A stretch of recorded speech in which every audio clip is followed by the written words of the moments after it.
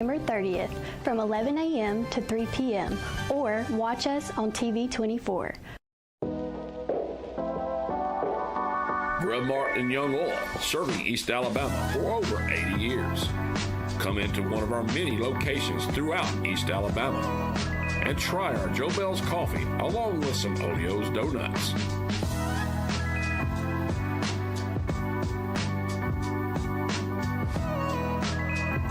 From Center to Jacksonville to Auburn and everywhere in between, Grub Mart is here for you.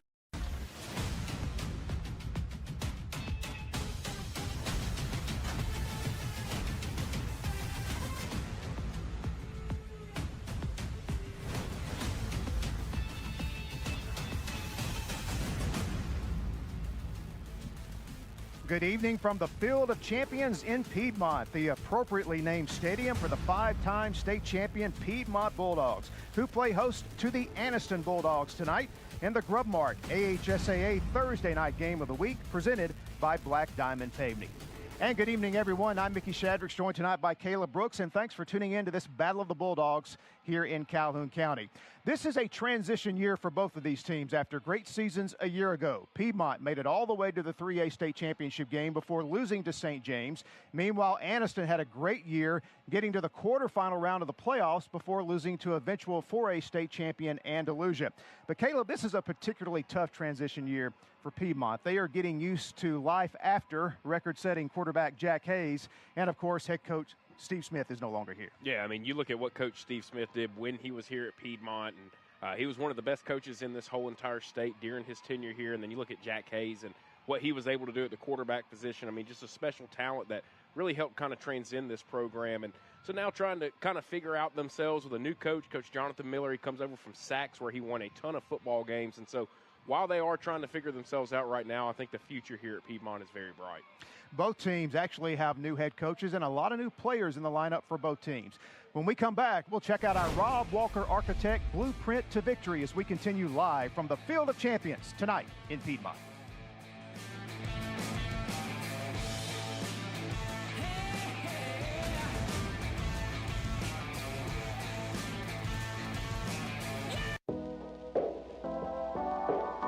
Grub Mart and Young Oil, serving East Alabama for over 80 years. Come into one of our many locations throughout East Alabama and try our Joe Bell's coffee along with some Olio's donuts.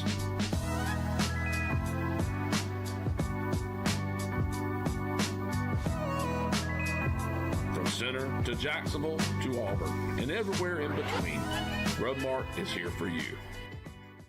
I was in a car accident. My front tooth cracked. I'm definitely embarrassed to smile. I got mini dental implants. It changed my life because it made me feel like me. Like I can smile and feel like Ashley. I just want to say thank you. You can be you again with mini dental implants. I'm Dr. Rick Redmond. Call me today for a free consultation and give me the opportunity to change your life. I'm more than happy. I'm ecstatic. Hi, I'm Linda Johns. I had the privilege of serving as the director for United Cerebral Palsy for many years. This year, I have a new role as telethon co-chair with Ashley Stedham Mitchell. We are doing our best to bring our telethon back to pre-pandemic levels. Please join us on Saturday, September 30th at Oxford Civic Center. Or watch the telethon on WOTM on TV 24. Help us give the gift of hope to those who need it most. Before the sun rises till well past midnight, Beam is here for you, working tirelessly to put your needs first, making sure our network is up and running to keep you connected. From the glow of a TV to a friendly video conference wave, and every smile, laugh, or touchdown in between, we'll always do our part to deliver a better tomorrow, morning till midnight. Your Beam, your way. Call today and we'll get to work for you.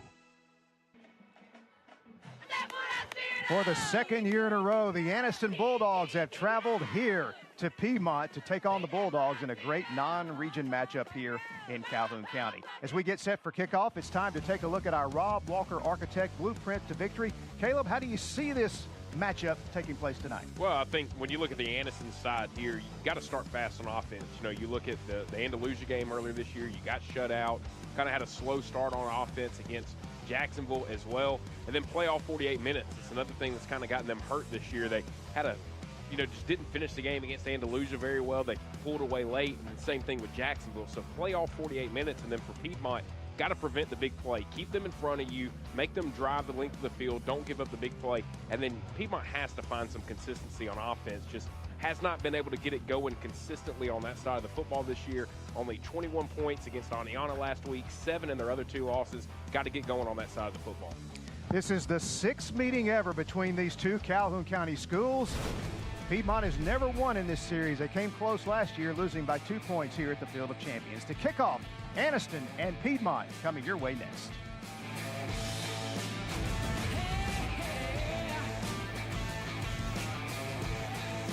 At Southern States Bank, we pride ourselves on being your local bank. We're your neighbors and involved in the community. We're the bank featuring the Southern Rewards checking account, a cashback account with no ATM fees. We're on the cutting edge and always have a smiling face to help you out. Stop being just another number at the big bank and start being a neighbor at Southern States Bank. Let us be the bank for you. Sylacauga, we are your hometown dealer. 3 locations: Sarah Honda, Tony Sarah Ford, and Sarah Nissan. Avoid big city prices. Shop local and save with 0% financing. 0%. Plus, you get a lifetime warranty, no charge. We even offer mobile service, or we can pick up and deliver. No charge. Lower prices. Better service. We are your hometown dealer. Sarah Honda, Tony Sarah Ford, and Sarah Nissan. Right here in Sylacauga. Well, the homestanding Piedmont Bulldogs won the coin toss, and they deferred until the second half, so it'll be Anniston's football first as we get started in the Grub Mart AHSAA Thursday night game of the week. And there is new Piedmont coach Jonathan Miller, as Caleb mentioned, came over from Sachs High School, where he was outstanding in a 10-year run there. Won a bunch of ball games. A couple of times he got Sachs to the semifinals, lost to teams that won the 4A state championship, just never quite could get Sachs that blue trophy, but came very close. And then on the other side of the field, Anniston, a new coach as well, Rico Jackson taking over for Rico White, who did such a great job last year, leading Anniston to the quarterfinal round of the playoffs. So here we are this year. Again, so many different elements to these two football programs, especially on the Piedmont side, as they have struggled a bit this year with a 1-3 record, 1-2 in region play. Anniston coming into this one at 3-2 overall, 2-1 in the region. And the Alabama Family Central kickoff, 72 degrees tonight in Piedmont. A beautiful Thursday night for high school football. And the Bulldogs return it out across the 25-yard line, and it doesn't take long for a flag to fly, which will give us the prompt to introduce our white hat tonight. Our referee will be Kenneth Breeding, and he will give us the call.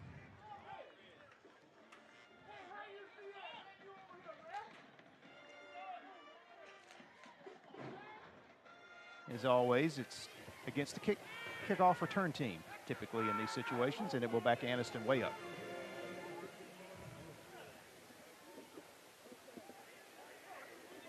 So that'll take away some pretty good field position for the Bulldogs to start this game. There you see their quarterback taking the field, senior Gavin Doss, leading the Bulldogs out on offense to get us underway. And the first pitch of the game, here's Jaden Hurd trying to get around the edge, and will pick up a couple of yards. Ran into a couple of Piedmont defenders, one of which was Caleb Tidwell, the junior linebacker. Yeah, I like the first play call there by this Anniston coaching staff. Make Piedmont chase you side to side. Use all 53 yards of this field side to side. Make them run and chase you. And, you know, early in the game you may not gain as many yards, but as the game goes on, that defense is going to tire down a little bit, and Anniston can really start to use their athleticism on that offensive side of the football. Second down and 9 for the Bulldogs. And flags fly again.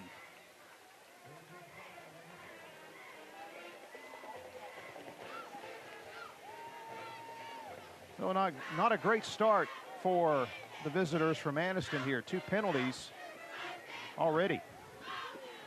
Yeah, that one may have saved them a little bit, though. I think they were going to go backwards on that play, and so still puts them in a second down and long situation, which is not where they want to be. This is a very important down for this Anniston offense in this first drive of this game.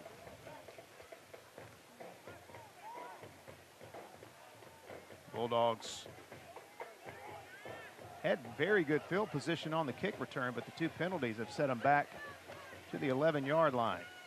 Doss gets the pass away, and it is caught by Cunningham, and he is immediately tackled at around the 18-yard line. First man there to arrive for Piedmont was junior linebacker Cale Austin. Yeah, good defense there by Piedmont. That's what we talked about in the opener. Prevent the big plays. Keep everything in front of you. That's exactly what they did right there. But for Anniston, not a bad play at all to get you back in third and still long here, but it's a lot more manageable than where you were at. And we've got a Anniston player being ushered to the sidelines with an equipment issue, I think. Number 14, Ahmad Kelly. Looked like he had his knee pads pulled up above his knees, and referees, they've been hard on that rule over the last couple of years since the HSA put that in. Here's a 3rd and 8 for the Bulldogs. And here is Dobbins. Another flag flies, and Dobbins is taken off his feet well short of the first down, but we're going to have a holding penalty against Anniston that will likely be declined.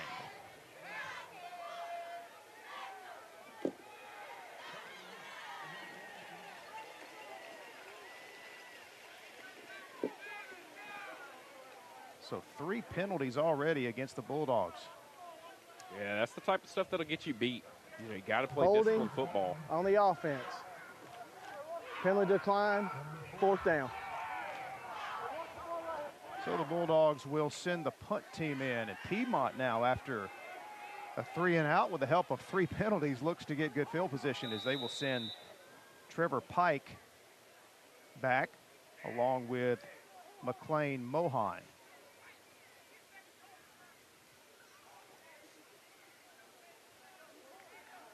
Anniston will have to punt this football from inside their 10-yard line.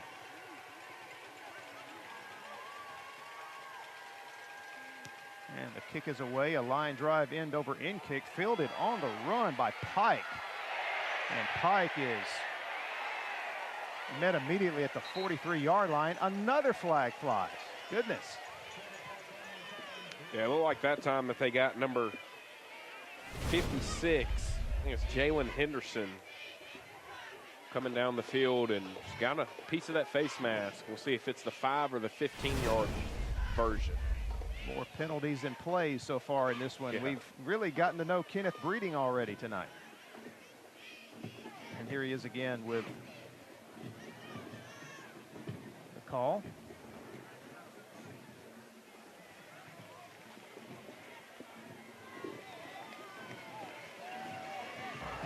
Turn and run. Personal foul. Face mask. On the kicking team. First down. All of this adds up to very good field position for Piedmont. They're already almost in the green zone at the 26-yard line for their first offensive series. And they try the running play over the left side. Short gain. It'll be 2nd down and 9. We see the Anniston offense has already left the field. There's the Piedmont offense. As we mentioned, struggling a bit here early in the season, only averaging about 12 points a game. And they run it this time over the right side. Going to set up a 3rd down and about 4. And Piedmont also suffered a pretty significant injury to a key player. Raleigh Pinto is out for the season, a key offensive player for Piedmont. There's a look at the Anniston defense, a very athletic and fast Bulldog defense. You see Jaden Lewis there at the bottom of your screen, the defensive back that's committed to the Auburn Tigers. Yes, and Anniston defense has a lot of talent, a lot of size over there as well, but I like the first couple of play calls here from Piedmont. They're challenging their offensive line to get after this front 7 of Anniston. And here's the handoff to Gunn, and he is wrapped up and planted behind the line of scrimmage. So here's a 4th down early in the game and a decision for Coach Miller. Yeah, somebody up front had to have messed something up, or he just did a great job of following the pullback right there. You saw Piedmont trying to pull over there and kind of run a counter or a lead, and nice job by Holder to come in and make the tackle. Looks like Piedmont will keep their offense out there on the field. Yeah, from here would be about a 40-yard field goal attempt. No wind tonight. Fourth down. Wilson, the left-hander, throws to the end zone. Pass is incomplete.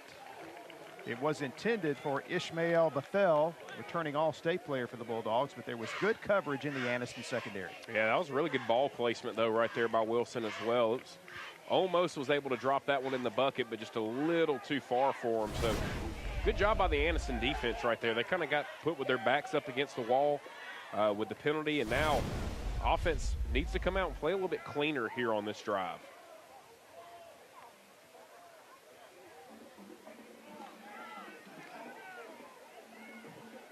See a look on the sideline. Cole Wilson taking over the quarterback position from Jack Hayes, the AHSA's all-time total offense leader and passing leader. What a opportunity for this young man to step into those shoes, huh? Yeah, no doubt about it. That's tough shoes to follow, yeah, for sure. So here's Anniston out with their second series. And nice running play on first down. This is Quinn Sykes, the senior. Biggest play from scrimmage here early for the Bulldogs. A 16-yard gain and a first down. Yeah, you know, you can tell, Mickey, just being here and looking at the Anniston sideline, looking at their front when they get down, they've got Piedmont outsized a little bit, and I think that the speed advantage is going to be over here for Anniston as well, so they've got to be able to use that to their advantage here tonight to gain some yardage, put together some consistency on offense. First down at the 36. Here's the keep by the quarterback. Great and tackle. Doss is slung out of bounds at the 42-yard line by Piedmont's Trevor Pike. Really good play there by Trevor Pike coming in and running down Gavin Doss. It looked like Doss was maybe going to be able to cut the corner right there, but Pike comes over, gets a hold of him, and throws him out of bounds. And there you see the Anniston offense that has struggled a bit this season. They were shut out in their matchup with Andalusian, the second game they played, and hung with Jacksonville last week, or 2 weeks ago, until the Eagles pulled away and they lost that one 52-24 at Golden Eagle Stadium. Here's a little pass out of the backfield, and Sykes, nice job of getting back to the 40. And here comes a third down for the Bulldogs, 3rd and 5, as we take a look at the Piedmont defense that is giving up about 25 points a game. And you know, you look at Piedmont's team this year, you could sum it up with young inexperience. Yeah, no doubt about it. I mean, just a lot of guys who haven't gotten to play a ton of football, and I think as the year goes on, they're going to get more experience and they're going to get better. And like I said in the opener, I mean, the future's bright here. Just kind of, you know, when you're a 3A school, you're going to go through some years like this. 3rd and 5, Bulldogs running up the middle. They get the first down. Boy, Quinn Sykes hits 4th gear quickly as he invades Piedmont territory. It'll be first down, the Black Diamond asphalt paving first down for the Bulldogs at Piedmont's 44. Really good job right there by the running back. Great vision. You see the cut. Got right over there to where he had the hole and then was able to cut inside and get over here in Piedmont territory. And yeah, the biggest thing, no penalties on this drive so far. They played clean football. They're moving the football. Very good point, the way that first drive was invaded by all the penalties. This is Sykes again, but he is wrapped up as the Bulldogs had that play defended very well. First man through there was Luke Reinhardt, senior linebacker. Great play there by Reinhardt to come in and get a hat on a hat. You see him wrap up right there, allows his teammate to come in and clean it up. So they've got Anniston backed up where they want them. They got to keep them here, and this may be 4-down territory for Anniston as well. Play lost a yard, 2nd and 11 back at the 45, already under the midway point of the first quarter as well. Doss hands off to Sykes, but here's the flag. So the penalty bites the Bulldogs again here. Prior to snap, false start. On the offense, 5-yard penalty. Replay, 2nd down. That is the 5th penalty already in this first quarter against Anniston. And what's going to really frustrate Coach Jackson and his coaching staff is a lot of them have been pre-snap penalties as well here for the offense. It's not stuff that had one holding penalty during the play, but they've had 3 others that are pre-snap stuff with not getting lined up right and not getting set before the snap. Coaches hate penalties, but they certainly hate those pre-snap penalties. Yeah. Second down and 16 back at midfield. So the Bulldogs go backwards. Doss looking to throw, plenty of time. Now tucks it under. And he's got good legs. True dual threat quarterback. It's a good block. He's inside the 40. Here goes another flag. Yeah, they're going to get that blindside block right there. And that looks like it'll go against Takorian Downey as he was coming back. And it's the biggest thing that's been emphasized, you know, all throughout football now at all levels. You can't block back towards your own end zone. You see him right here doing that. And that's a play. Look, when I played, I used to look for that play, but they have tried to get that out of the game. And it's been tough for some guys to learn that because you want to be so physical and you want to go out there and make an impact, and you're trying to make a block to help your team out. But right there, it hurts Anniston, puts them back on their side of the 50-yard line now. It'll be second down and a ton coming up for the Bulldogs. That's a really tough call because on the replay you can Personal see foul. Downey leaning in with his Blindside shoulder. block against the offense. 15-yard penalty. Replay second down. Not a vicious blow, but enough for the official to throw another flag. Yeah, So right there. Second and forever. Instead of blocking, just come and shield them. Just put your arms up, shield them, get in the way, and you'll do the same thing. Doss out of the pocket again, takes off, and he is down the far sideline and stepping out of bounds just inside the 35, which is near the first down. I think he's going to be a couple of yards short, but that shows you the explosiveness of the Anniston senior quarterback. Yeah, no doubt. I mean, he's got some great speed, and Piedmont is going to have to figure something out to keep him in the pocket and make him throw the football, make him use his arm. Don't let him do this right here, getting outside, running the football. And a great job by him now to set up third down, and looks to be about 1.5 here for the Anniston Bulldogs. Bulldogs definitely in 4-down territory here at the Piedmont 36. Little Wildcat here, Johnson, big strong guy, and it will just depend on the spot. It's very close. Yeah, they may have to measure this one. It's right at the 34, but I think the chains are a little past the 34.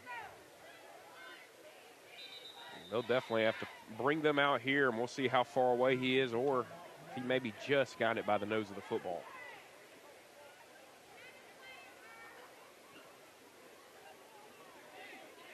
So the chains will be brought in from the Anniston sideline.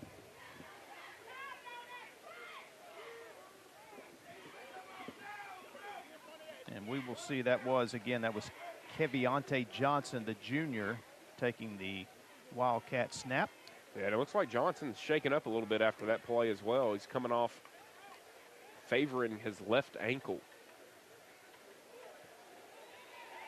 Looks like they're just short. So it will be 4th down and inches just inside the 35. There you see Coach White and his staff huddled up with the offense. We to get another look at the play. That was a good job there down low by Kel Austin. Slowing the forward progress of Johnson. So 4th and very short. Piedmont 0 for 1 on 4th down tries. See how Anniston, see what they can come up here with here.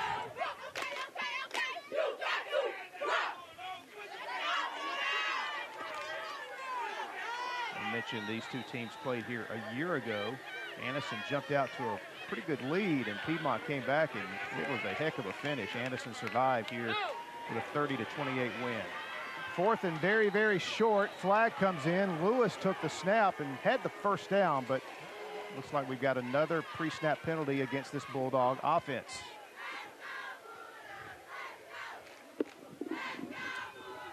I'm not sure if something maybe happened to Doss on that run down the right sideline. False start on the offense.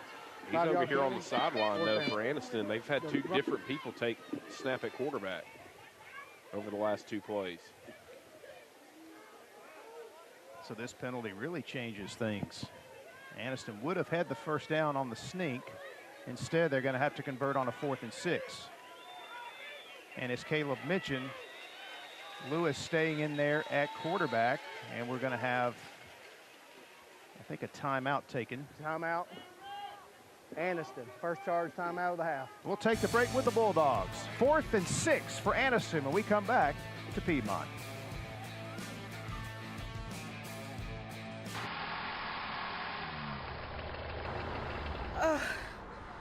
I need the king, boys.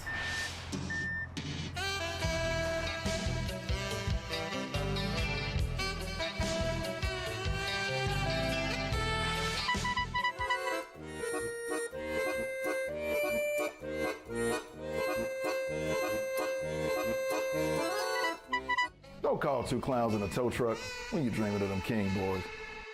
Bandits Bar and Grill is your stop for great food, family fun, and live music. Wednesday night is Cornhole Tournament. Thursday night, Biker Night. Don't forget about the live music too. Great steaks, full bar, awesome appetizers, wings, nachos, tacos, and fried catfish. Stop in today or give us a call at 256-369-2920. That's Bandits Bar and Grill on Fort Williams and Sylacauga.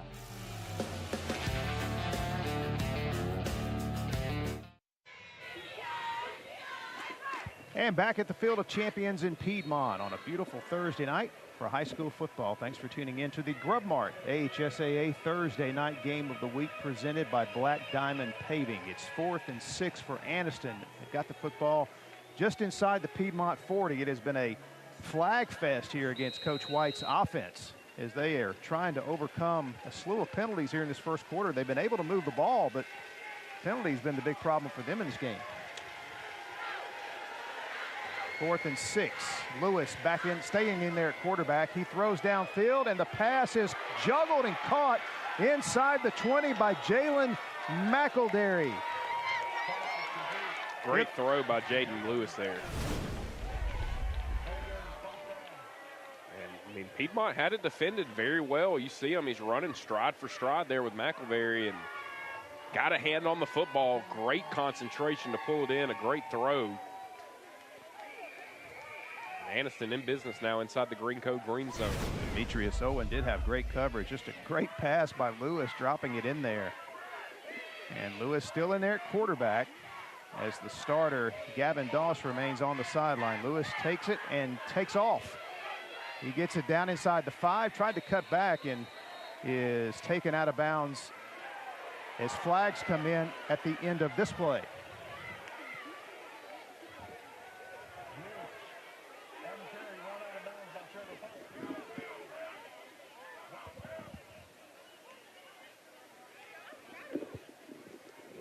You see our officials conferring down at the 5-yard line. It has been a slew of flags in our football game so far.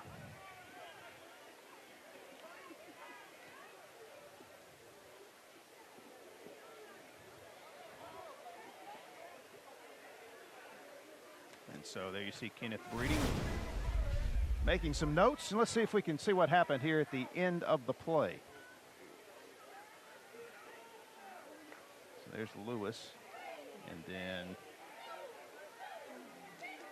there we see Lewis with a left hand to Murphy's headgear.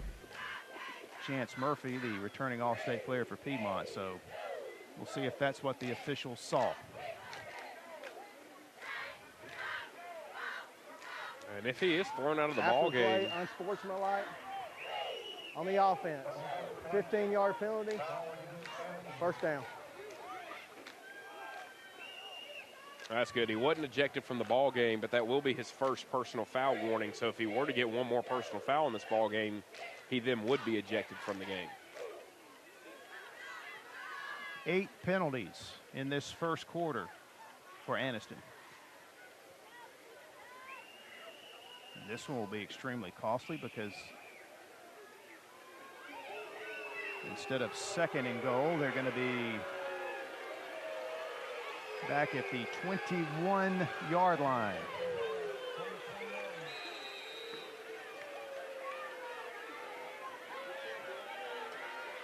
And Lewis remains in there at quarterback. And here's the handoff to Cunningham. Well defended on the edge that time by Piedmont's Luke Reinhardt. No gain on the play. Maybe a gain of a yard. Yeah, really good job right there by Piedmont. They've done a good job of stringing things out, staying in their lanes, force them back inside right there to everybody else, not letting Anniston get outside of those numbers and use their athleticism. And now 3rd down and very long here for Anniston, and probably in 4-down territory as well. Here's a handoff to Sykes. And he is down to around the 15-yard line, and that will set up 4th and goal from the 15. It's a drive that's chewed up a lot of clock. They got the ball with 7:47 on the clock.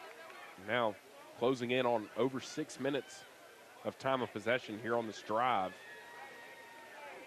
But if Piedmont can get a stop right here, it'll be all for nothing.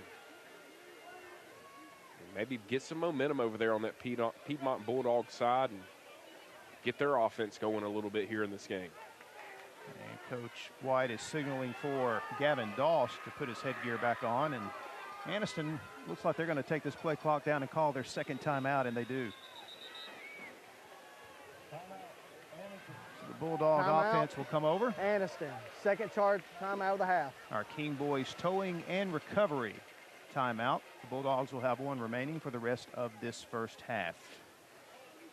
Well, we've got a pause in the action. Hey, let's talk about some other type of action. If you like fun, Big Time Entertainment in Oxford has something for every age group. No matter whether you like indoor go-karting, bowling, an elevated ninja challenge course, a large arcade room with a prize store, Big Time Entertainment has it all, located right off I-20 at exit 185 in Oxford. Need a big-time play here on 4th and 15. Here's a look at Region 4 standings. And we mentioned Anniston 2-1 in the region. They lost to Jacksonville a couple of weeks ago. But, you know, you got Hanley. Seems like they're right there every year. Jacksonville as well. That's Cleveland County hanging in there at the top of the region right now. Yeah, they are. You know, you look at Hanley, they're 4-1, but their only loss came to a 5A team in Central Clay last week. And Central Clay, kind of surprisingly, really put it on Hanley, 31-6. But they're still one of the favorites, I think, in 4A. And for Anniston, you know, you kind of talked about at the beginning, it's a rebuilding year, and it's a you know, kind of reset year with the new coaching staff and everything. But if you can still find a way to get in the playoffs, that's a pretty good rebuilding year to me. And Jacksonville's already played Anniston and Hanley. Yeah. So we'll have to watch how that plays out the rest of the year. Doss in there rolling left. Turns the corner, throws to the end zone. It's intercepted in the end zone and ran out of the end zone by Demetrius Owen. Flag comes in, so this play may be coming back, but right now it's a foot race. Demetrius Owen had a long kickoff return for a touchdown last week.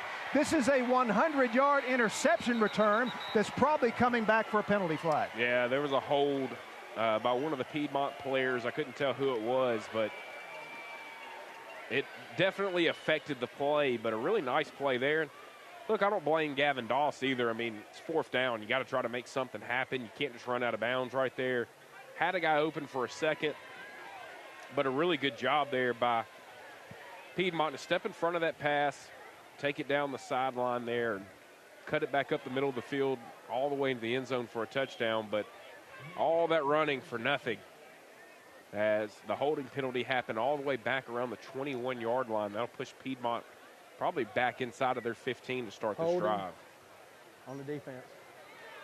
You're in a run. An interception. 10-yard penalty, 1st down. So as it turns out, he just would have been better off taking a knee right there in the end zone and getting the ball at the 20-yard line. Handful of jersey. And the officials are not missing anything tonight. I mentioned this young man had a kickoff return against Ohatchee last week and would have had a 105-yard interception return, but it's taken off the board with a penalty. But Piedmont does get the football back, and still neither team with any points here very late in the first quarter. You mentioned Anniston with a very time-consuming drive there, but no points to show for it. And there you see the quarterback Cole Wilson bringing his team out, offensive unit out as they take over at the 11-yard line.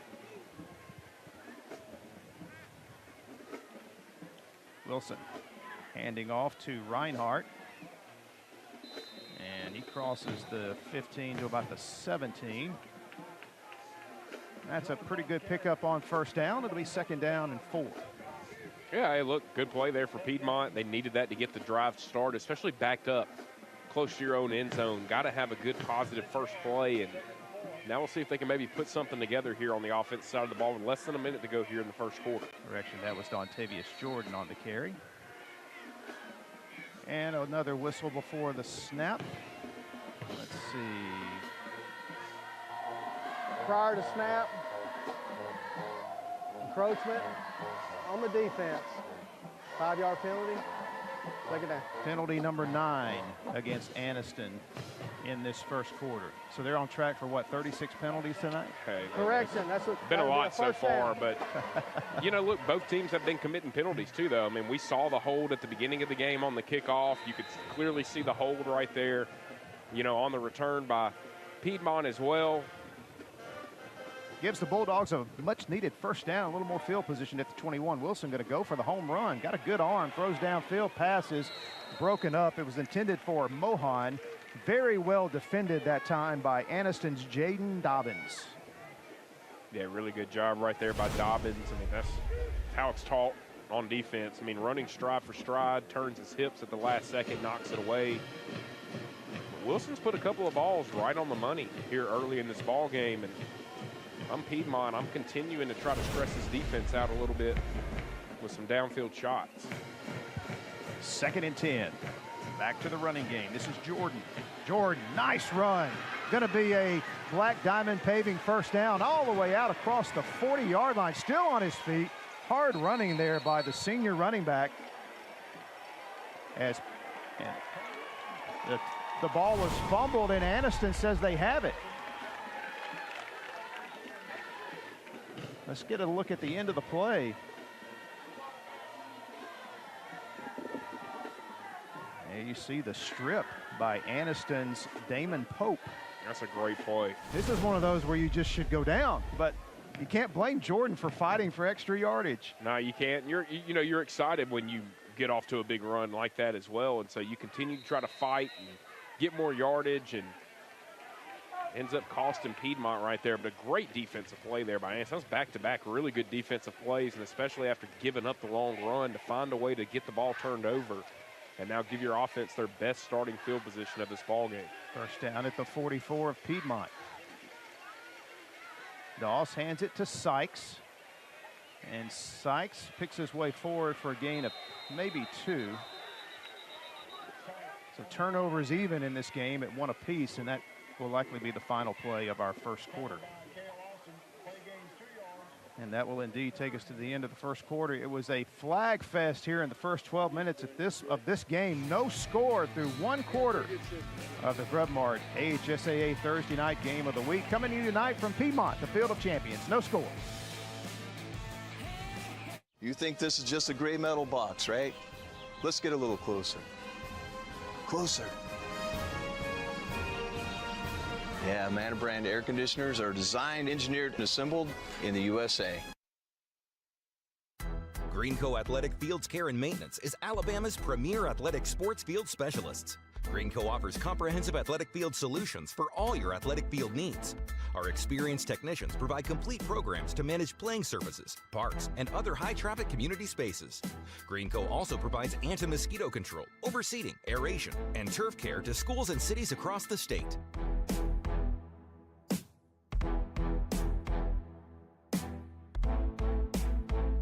Hey, Dad. Now that school's back in session, let's give them a mattress lesson. Okay. Is Dover's Mattress Closeout Center a true closeout center, or is it just a name on the wall? Kids, Dover's Mattress Closeout Center is not just a name on a building. We truly acquire and sell scuffed, discontinued, closeout mattresses and adjustable beds discounted on average 40 to 50% off. Wow, that was better than a math lesson. But remember to slice that price. Oh, boy. This is just a gray metal box, right? Let's get a little closer. Closer. Manna brand gas furnaces are designed, engineered, and assembled in the USA. So this baby is true red, white, and blue. And coming up tomorrow night, it'll be Auburn against Ramsey on WOTM Live and also on live stream. Should be a great matchup coming your way tomorrow night. 7 o'clock kickoff. It is second down. Anniston going the other way. Football's on the turf, and Piedmont pounces on it at the 48-yard line. So the teams exchange fumbles here, and Piedmont will get the football right back. With the recovery that time was Brody Holmesley. Yeah, I mean, right now I have no clue how that ball got fumbled. I mean, it looked like the quarterback stuck it right in the chest of the running back there. And not sure what happened on the exchange, but unfortunately for Anniston, another turnover here in the ball game, this time for Piedmont. And they'll have their best starting field position of this ball game now all the way at the Anniston, or right at their own 48-yard line. This has been an interesting game so far, hasn't it? Which team wants to score first? We shall see. Piedmont with it now. They hand it off on first down. And stumbling forward on a nice run is junior running back Hayes Gunn. He picks up close to 6 yards on that first down here.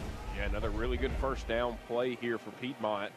Got to follow it up with some more positive yardage and get some momentum going here on the offensive side of the football. Nice run by number 21. Second down and 4.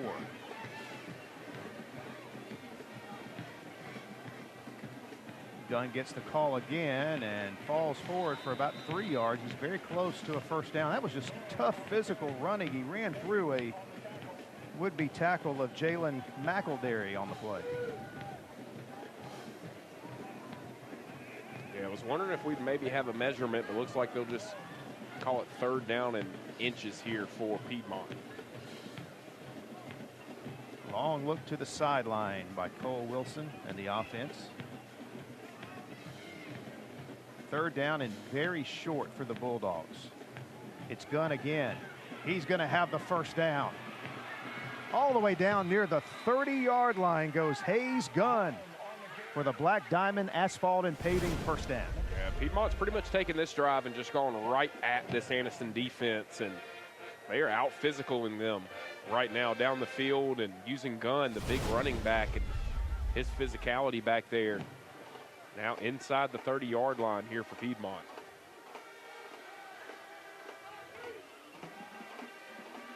Wilson leaves it with Gunn. No, he keeps it this time.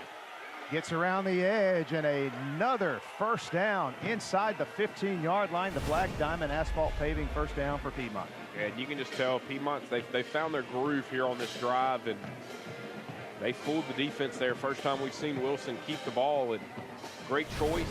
Able to get it down inside the 20 in that Greenco green zone and a chance to score first here. First down at the 17. This is Gunn up the middle, ducks his head, and is driven backwards. Anniston's Quindricus Elston had him down low, then had some help up high. Second down and 8.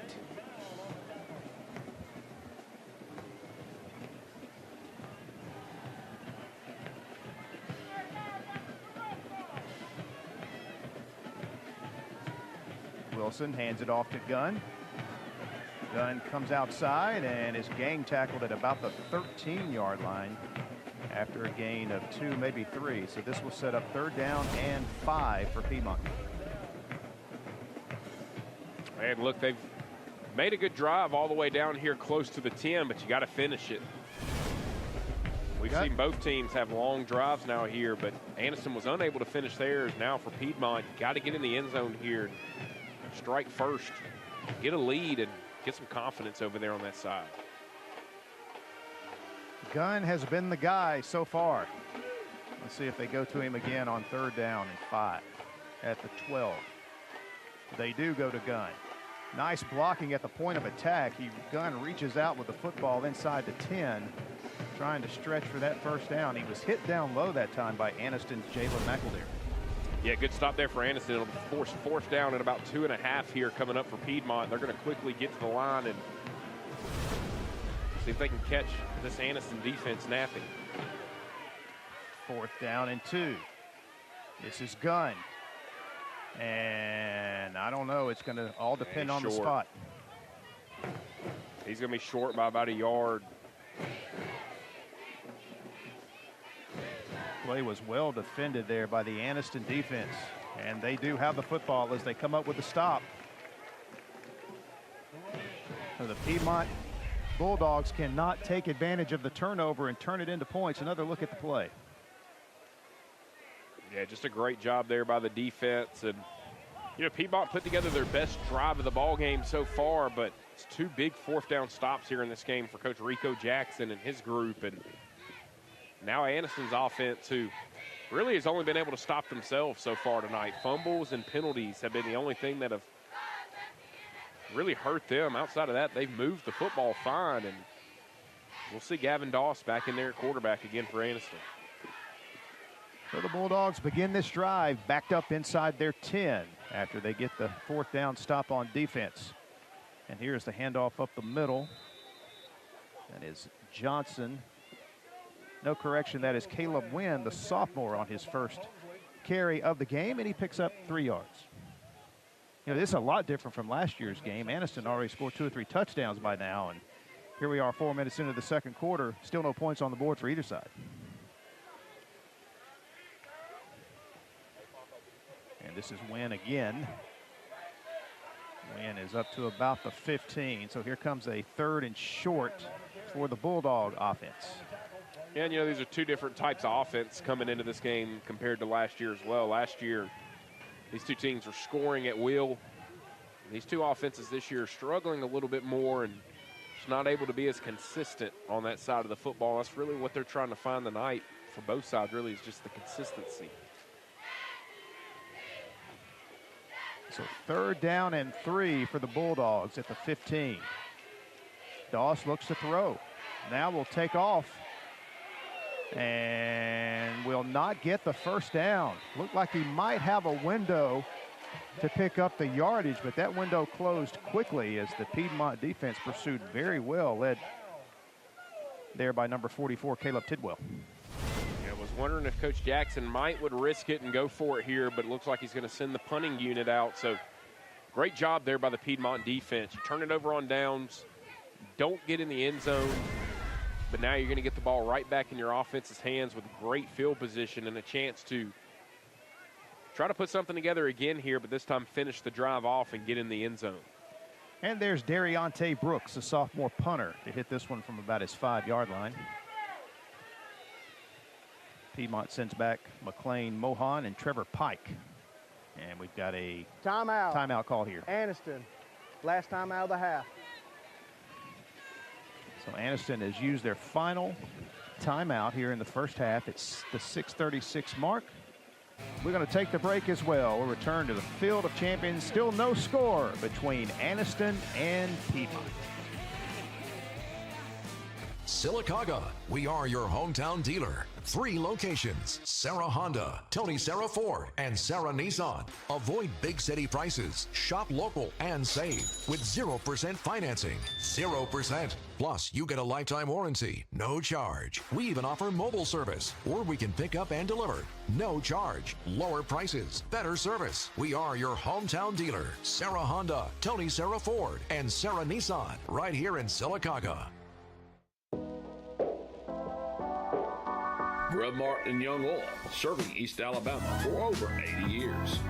Come into one of our many locations throughout East Alabama and try our Joe Bell's coffee along with some Olio's donuts.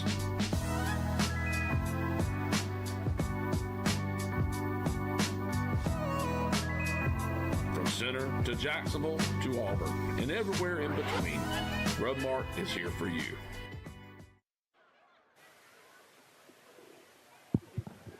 And back at the Field of Champions on a 4th and 2. Anniston will be punting the football from the 5-yard line. Good snap.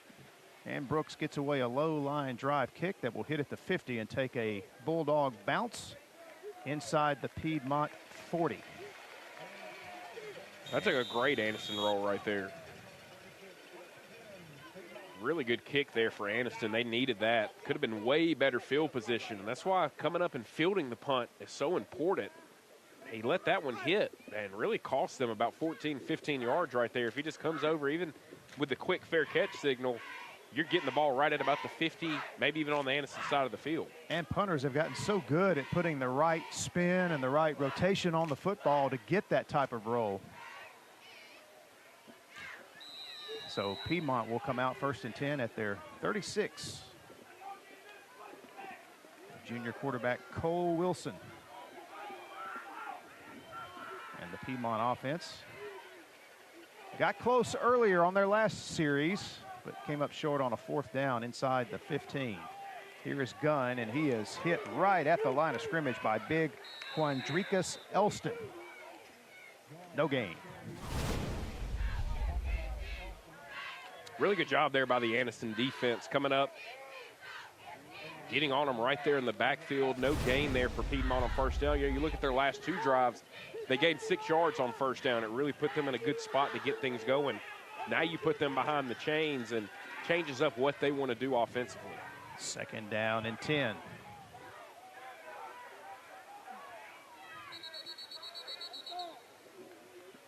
And we've got a timeout taken by Piedmont. Timeout, Piedmont. First charge timeout of the half. So that's the first timeout taken by Coach Miller and the Bulldogs of Piedmont. They will have 2 the remaining, but King Boys towing and recovery timeout.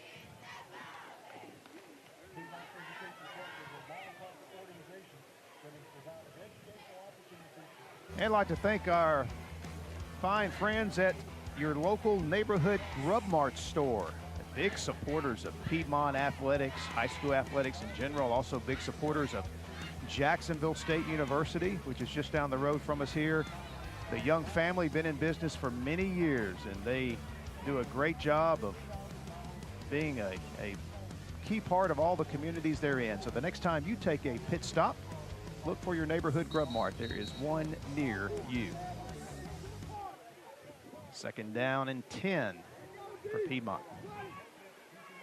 What a facility this is. The Field of Champions, as I mentioned in our open, that is the perfect name for Piedmont, the 5 state championships they've had over the last several years. The premier program in Class 3A, going through a bit of a transition year with Jack Hayes no longer at quarterback, been a mainstay at that position for ever since his 7th or 8th grade year. Of course, Coach Steve Smith now at Westbrook Christian.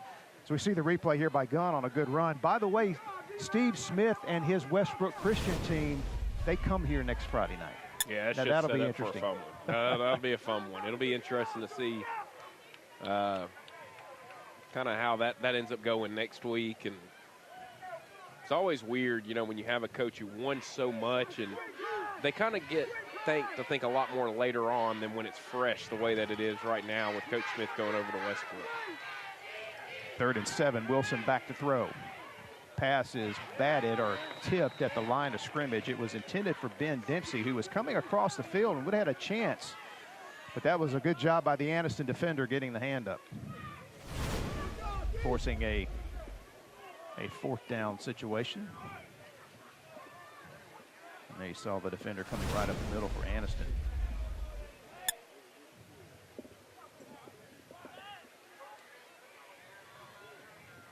So the Piedmont Bulldogs will punt the football away now to Anniston. And this is going to be straight up in the air, and going to be a really poor punt there that time by Piedmont's Caden Cardelli. So Anniston's going to have great field position to start this possession.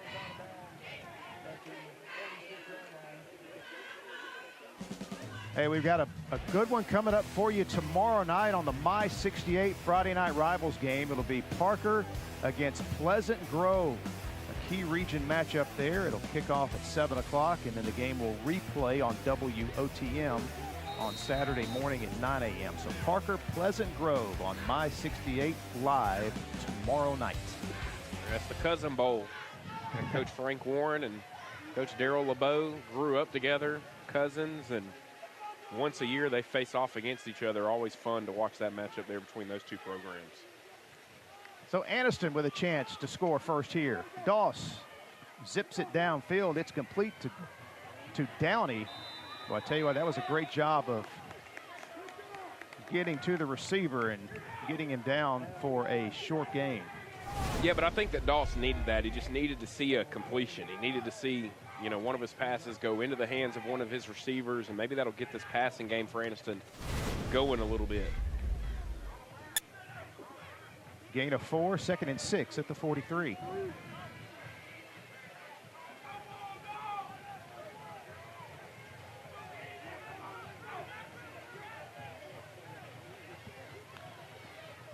Doss now takes off. Huge run here by Doss inside the 30. And then will be tackled right there, but it'll be a Black Diamond and Paving first down for the Bulldogs. Yeah, you can see when he decides to take off and run, he is very explosive. And that time, you know, you can tell Piedmont's trying to keep him from running right. And a lot of these right-handed quarterbacks, they just naturally roll towards their throwing side. He did a good job of running left right there. And Piedmont really only had one guy to match up one-on-one with him, and probably not going to win that matchup with Gavin Doss. And so able to get the first down and still looking for somebody to strike first here in this ball game. Late in the first half, under 4 minutes to play in the first half. 1st and 10 at the 30 for the Bulldogs. Doss looking to throw again. Clean pocket, goes downfield, receivers there, goes up and makes the grab down at the 5-yard line. TK Downey. As Anniston with a 1st and goal in the Green Cove green zone. Yeah, I mean, Anniston has a mismatch out here with Downey. Downey's way bigger than anybody that Piedmont has in the secondary. He also runs really well. Great job by Doss. Just put it up in the air. Let your playmaker go up, go make a play. It's exactly what he did. And this is the closest either team has gotten to the goal line. We'll see if somebody can finally finish one of these drives and get in the end zone. Great grab there by TK Jabez Downey. 1st and goal for Anniston. And into the end zone goes Caleb Wynn. Oh no, they're going to stop him just short of the goal line as Wynn checked in the Wildcat. So the Bulldogs will have it 2nd and goal from inside the 1. Yeah, thought he had maybe gotten in right there, but just short. And they're going to quickly get in the line, see if they can stick it in right here.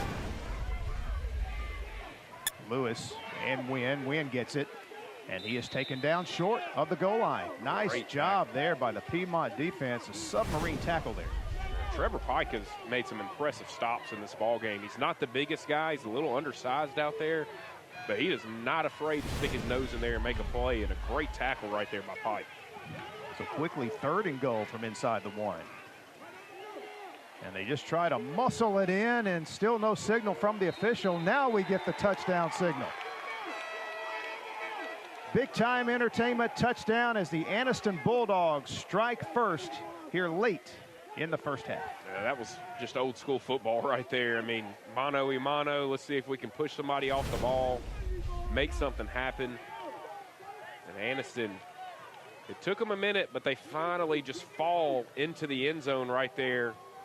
And it looks like that was Jaden Lewis that had the ball in his hands trying to score. So a huge touchdown there for Anniston. They needed that one. And now time for the Mesreno extra point. And this is Wynn again. And he doesn't get there. So the 2-point conversion fails. But the Bulldogs do score first. And they take the 6-0 lead with 2:32 to play here in the first half. AC Wynn pleading his case. It was close, but not quite enough. And let's go back and look at the key play in the drive here, Caleb, was the pass from Doss to Downey. Yeah, I mean, just put it up. You see how big of a body Downey has. He's bigger than any of those secondary players. Just let him make a play. And then right here on 3rd down, just we trust our big guys to push your big guys off. And Piedmont did a good job of standing up to him, but Anniston falls into the end zone, able to get the touchdown. So here's a look at the Region 6 standings out of Class 3A, which is the region that Piedmont's in. And I tell you, Sylvania, they seem to, at least so far, Caleb, you know, you hear people talk about how good a team they have this year. Right now, they're undefeated, but Tell you, I'm impressed with what Ohatchee's done so far this year. Just kind of a different look to this region now, isn't it, than what it's been in the past with Piedmont not at the top. Yeah, no, I mean, it's a way different look. But you see what Sylvania did to Geraldine this past week, and that'll open up your eyes and what's possible for them in 3A. Geraldine now, they'll turn their attention towards wanting to get a rematch with Sylvania later on. But you also got Morris Hill in 3A, who's looking to make some noise in the north as well. Hey, and we're back to 5A next week as we will come to you live from Legion Field in Birmingham for Winona and Ramsey. Yeah, what a great matchup. We'll have a lot of interest in the city of Birmingham next week. It'll be our AHSAA Thursday night game of the week. So here's the kick return out to the 35-yard line for Piedmont's Trevor Pike. So the Piedmont Bulldogs will try to come out and answer the Anniston score with 2:27 to play here in the first half.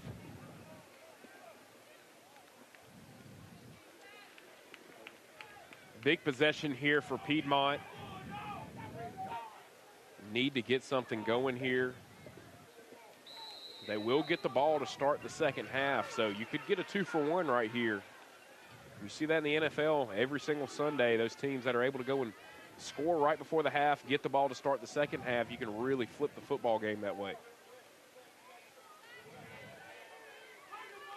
So Wilson hands it off to Mohan, coming around the edge and runs into a wall at about the 37-yard line. Tough to get around the edge on this Anniston defense with their team speed. Yeah, and I mean, Mohan runs really well also. So still a 5-yard gain for the Bulldogs. And his helmet came off, so he has to come out of the ball game now. He will be replaced by Davion Stitz. 2nd down and 5 as the clock starts up again. And here's the handoff to Jordan. And Jordan is wrapped up for virtually no gain. So it will be 3rd down and 5.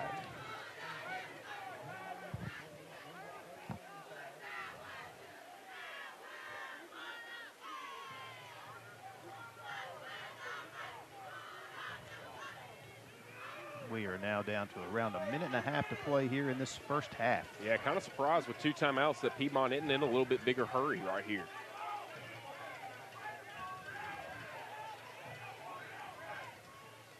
Wilson looking to throw.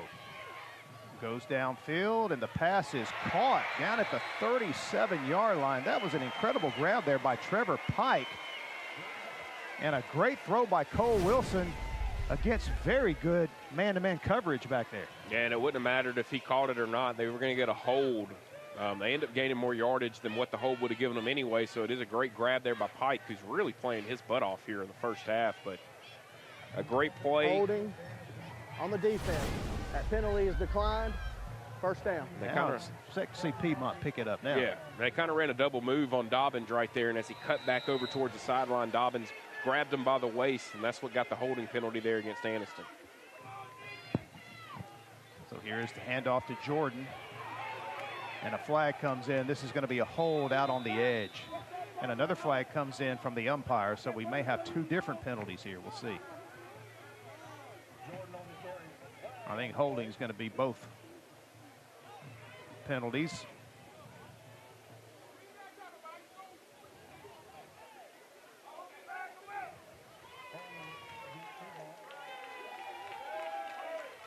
There was clearly a hold on the edge. All the Anniston fans could clearly see it as it was coming toward the visitor side.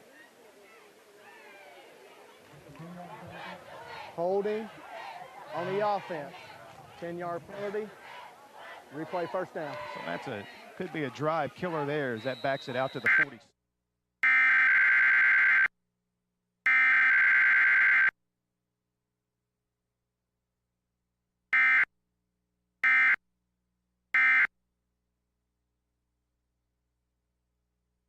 It downfield, receiver is wide open at the 22-yard line. Very soft coverage against Ishmael Bethel. So just like that, Piedmont's back in business with a first down. Great throw there by Wilson. He's put some balls on the money tonight. And you see him right here, found his guy wide open. They were able to beat Jaden Lewis over there to the sideline. And so not only a big completion, but it stops the clock as well, getting out of bounds. And 44 seconds left. Piedmont with 2 timeouts. All the opportunity in the world to score here before halftime. First down at the 21. Wilson gets sacked. Aniston's Quindricus Elston takes him down, and Coach Miller will quickly spend another timeout to stop the clock. Timeout, Piedmont. Good first half for that young man, number 50, Quindricus Elston. You can really tell these two offenses have started to open it up a little bit, find their rhythm, get some confidence. And, you know, I think part of the slow start for Anniston offensively tonight, and really just as a team, is you had a weird week last week. What happened with the whole White Plains deal? And you prepare all week to play. You then don't play on Friday. There was a lot of distractions. It was talked about a lot during the week this week because now White Plains they won't be able to play in the postseason at all, no matter what happens the rest of the year. And so I think that has a little bit to do with the slow start for Anniston. But I think for Piedmont, I think you can kind of see with their team, they've hung around in this ball game. They're starting to get a little confident and, you know, hey, we can win this football game and we can put it together to try to do something here. So that was a big sack for Anniston.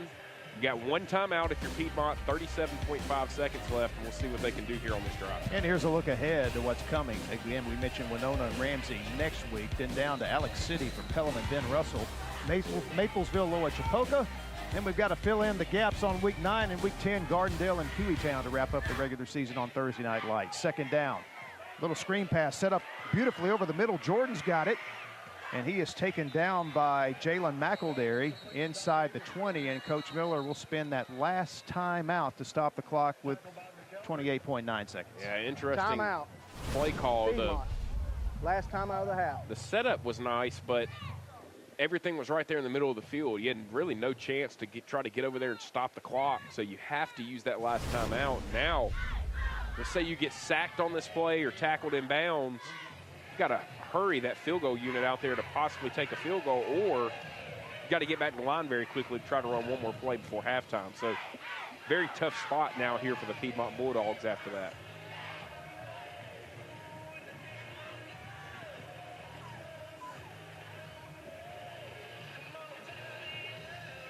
So third down and 5. What do you think? Maybe you know, look, they were close with that fade in the end zone. About to say on the other side, couple of shots to the end zone. Yeah, I mean, I think you got possibly 2 shots right here to just see if your guy can go up and go make a play. It's kind of where football has really gone to on the offensive side. Just get one-on-one matchups and see if your guy can make a play on another guy. Bethel is split wide right. Keep an eye on him. Over the middle it goes, and the receiver was not looking for the football. Luke Reinhardt, I think, was the intended receiver. He wasn't even looking back. Yeah, there may have been some miscommunication on, may have ran the wrong route. I can't tell. It looked like Wilson was expecting him to come over the middle, and he had kind of turned it up on almost like a double move, a fake slant, and then running up towards the end zone. So Piedmont will send out a field goal kicker here for a 35-yard try to get on the scoreboard here. Chase Cardelli to hit it from the center of the field. 35-yard attempt. The kick is up, plenty of distance, and it is good. So Chase Cardelli connects to give Piedmont their first points of the game to cut the Anniston lead in half at 6-3. And one of the positives also right there for Jonathan Miller, you kind of get to see what your field goal kicker's range is now. And so maybe late in the ball game, you may need another field goal try where you know, hey, if we're a little bit further than 35 yards, you may not have enough leg to be able to knock it in. But good job right there to get some points on the board right here before halftime. And now with 21.6 seconds left, they'll get the ball to start the second half as well. So just don't allow anything big here for Anniston.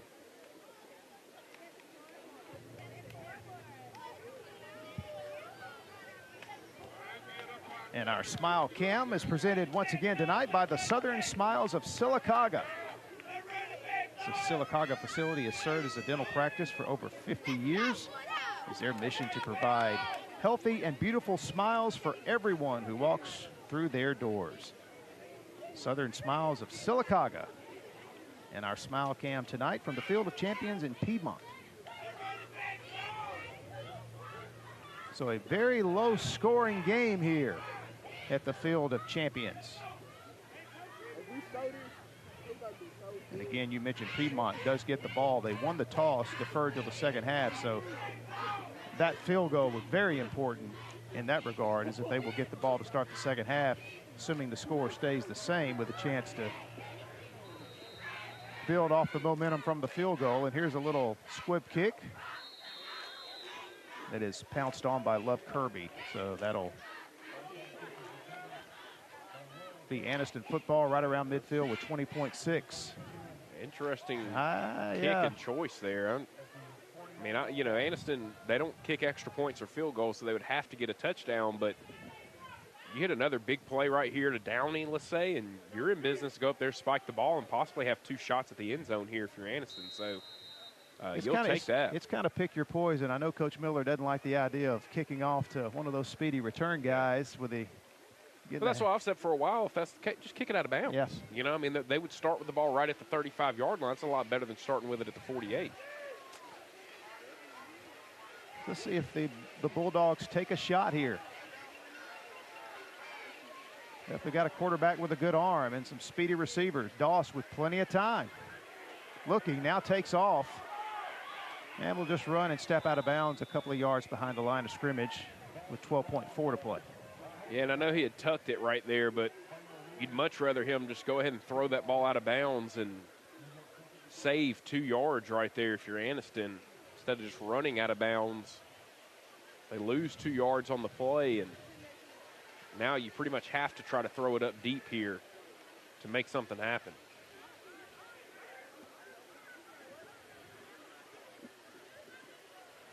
Second down and 12. Down and distance obviously doesn't really matter at this point with 12 seconds to play. They'll hand it off to Sykes. Sykes unable to break a big one here as he's wrapped up right at midfield by Piedmont's Braden Estes, and that'll take us to the end of the first half. A lot of mistakes on both sides, a lot of penalties, especially by Anniston in that first quarter, but still a very tight game here as we head to halftime. The Anniston Bulldogs, who lead this series against their rivals from Calhoun County. They've won all 5 previous meetings that they've played, and they cling to a 3-point lead here at halftime of this game. Hey, I've got Coach Jackson. And let's head down to our sideline reporter, Shasta Jones. Hey, I've got Coach Rico Jackson from the Anniston Bulldogs here with me. Tell me, Coach Jackson, how are you feeling about your team right now? We just a lot of mental errors. I mean, we're getting a lot of penalties. I mean, we just got to clean stuff up. Well, I tell you what, Doss looked pretty good out there, though, and that connection he had to Downey, I mean, they were doing good with that. So, and you had that 1 sack. What else with your offense and defense? They've been running it. We just got to capitalize when we got the opportunity. Like, we down on the goal line, we got a stupid penalty. I mean, we shooting our own self in the foot. So. All right, anything else you want to say to the fans really quick? No. All right, we'll see you guys shortly. Thank you, Coach.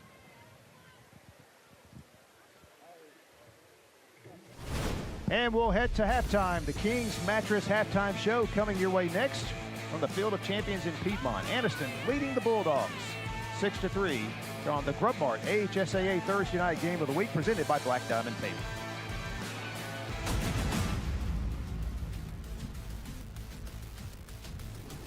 Are you an enthusiastic sports fan? Want to have fun and get in on the action? Heck, yes. That'd be awesome. Have great attention to detail? Want to stay active? Definitely. Want to give back to the student athletes in your community? Obviously, yes. Then you'd make an excellent high school sports official. We need more officials in Alabama, because with no high school officials, there are no high school sports. Sign up today at highschoolofficials.com. Shop with confidence at King's Mattress Gallery. Newly stocked signature sectionals and recliners for any size room. Mega Motion and signature lift chairs. Sealy Hybrid Duo Chill mattresses for a cool night's sleep. Temper Ergo smart bases that respond to snoring automatically. Visit King's Mattress Gallery today. Family owned and operated since 1994. Proudly serving in Sylacauga and surrounding areas. Uncle Marcus, will you tell us a story about King Boys again? Sure. Well, it all started back in 2008. 2008? We didn't have all the fancy towing equipment we do now, but we did have a service and a desire to help our customers. You see, kids, you must train your mind and your body to be able to help the people you call customer. When they call on us, it's showtime. Understand me. The King Boys' mission is to help when people are in need. So what's our motto, children? King Boys forever! Hi, I'm Mike Ligori with Sparklight. Sparklight is proud to serve as a corporate sponsor for the 63rd annual UCP Telethon. The telethon helps the center raise the local funds to provide services to children and adults with disabilities. Please join us at the Oxford Civic Center from 11 to 3 on Saturday, September 30th. Help us provide hope for those who need it most.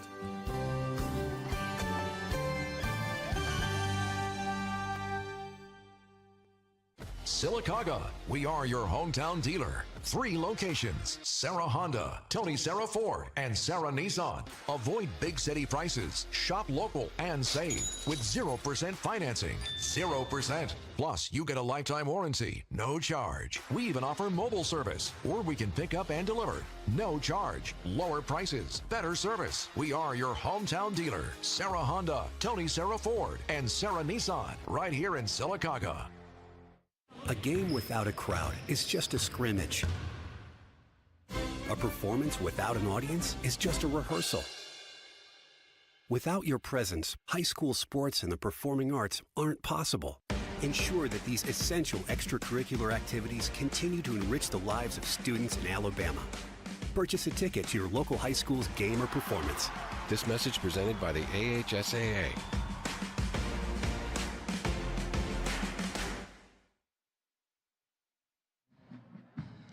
Everyone, welcome back. This Saturday in Oxford, Alabama at the Oxford Civic Center, we have the United Cerebral Palsy Telethon going on. We were amazed to have an interview with Linda Johns, and I believe it was Ashley that was with us earlier this week telling us about some of the wonderful things they're going to be doing there this Saturday. So we're going to cut over to that and let you check it out, and definitely you want to come out for it and tune into it if you're not able to. Linda Johns from the United Cerebral Palsy Telethon here with Ashley as well. Tell me about the telethon you guys have coming up this weekend. We are so excited. We are having our 63rd UCP Telethon at the Oxford Civic Center in Oxford, and it begins on this Saturday from 11 a.m. to 3 p.m. and it's open to the public, and we invite everybody to come down and see all the great things that we'll have for this year's telethon.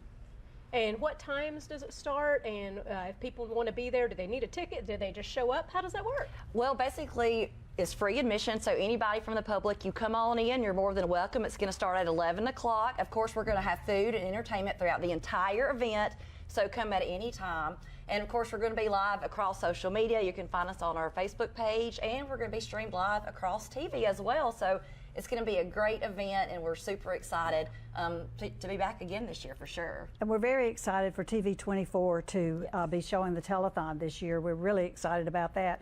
And we'll have a huge silent auction. Everybody in the public needs to come down. You can check out the items on Facebook. They'll probably be posted by tomorrow, and find your favorite thing. Come and bid on it. Take your money out of your cushion, out of your couch cushions, mattress money, and or go cash a check and have some money. We'll have groups all over the area around Walmart stores, Winn-Dixie, collecting money, and this is the first time in 3 years that we've had our groups out again. Yes. So please be generous and watch out for our groups that are on the road. Be careful, you know, drive safely, all those kind of things. We thank our volunteers so much for all the work they do, and we want them to be successful as well. And will your groups that are out and about, will they have similar t-shirts to the ones you have on? Exactly like the ones we're wearing. Yes. Okay, so that's what you need to look for if you are out and about wanting to make a donation or something the day of. You'll look for those t-shirts. Yeah. Absolutely. And then for the talent, is it already all booked, or if there's people still wanting to join in? We might have a couple of spots. If you are interested, please let us know. But other than that, we do have quite a lineup going to be happening that day. So we're definitely excited to have them and our community partners that have invested in UCP, and then the kids as well. So we're super excited to have everybody in the community to come out and join us for UCP. Well, is there anything else you want to say to the viewers out there, and just remind them again where they need to see everything and times? so that they get it right. Right. We do provide services for other disabilities besides cerebral palsy and all kinds of developmental disabilities. So we want the public to learn about that so that if they need these services, they'll know where to call. And 11 to 3 Saturday at Oxford Civic Center. And your Facebook page is the best place to find just the information and the. It'll be our Facebook page, or also you can go to our website, ecaucp.org. And also don't forget that 93 cents of every dollar raised at our telethon stays right here in our community. So it is important in that we depend on you from UCP for sure. So please come on out and support a great cause. Well, we want to thank you both for joining us today. Grub Mart and Young Oil, serving East Alabama for over 80 years. Come into one of our many locations throughout East Alabama and try our Joe Bell's coffee along with some Olio's donuts.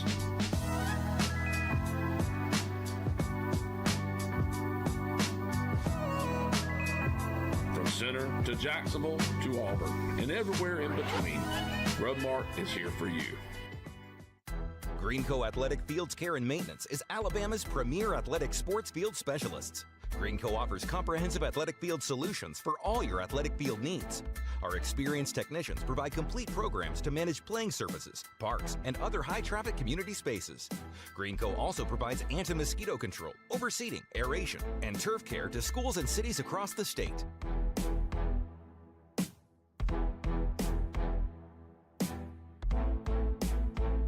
Are you an enthusiastic sports fan? Want to have fun and get in on the action? Heck yes, that'd be awesome. Have great attention to detail? Want to stay active? Definitely. Want to give back to the student athletes in your community? Obviously, yes. Then you'd make an excellent high school sports official. We need more officials in Alabama, because with no high school officials, there are no high school sports. Sign up today at highschoolofficials.com. I was in a car accident.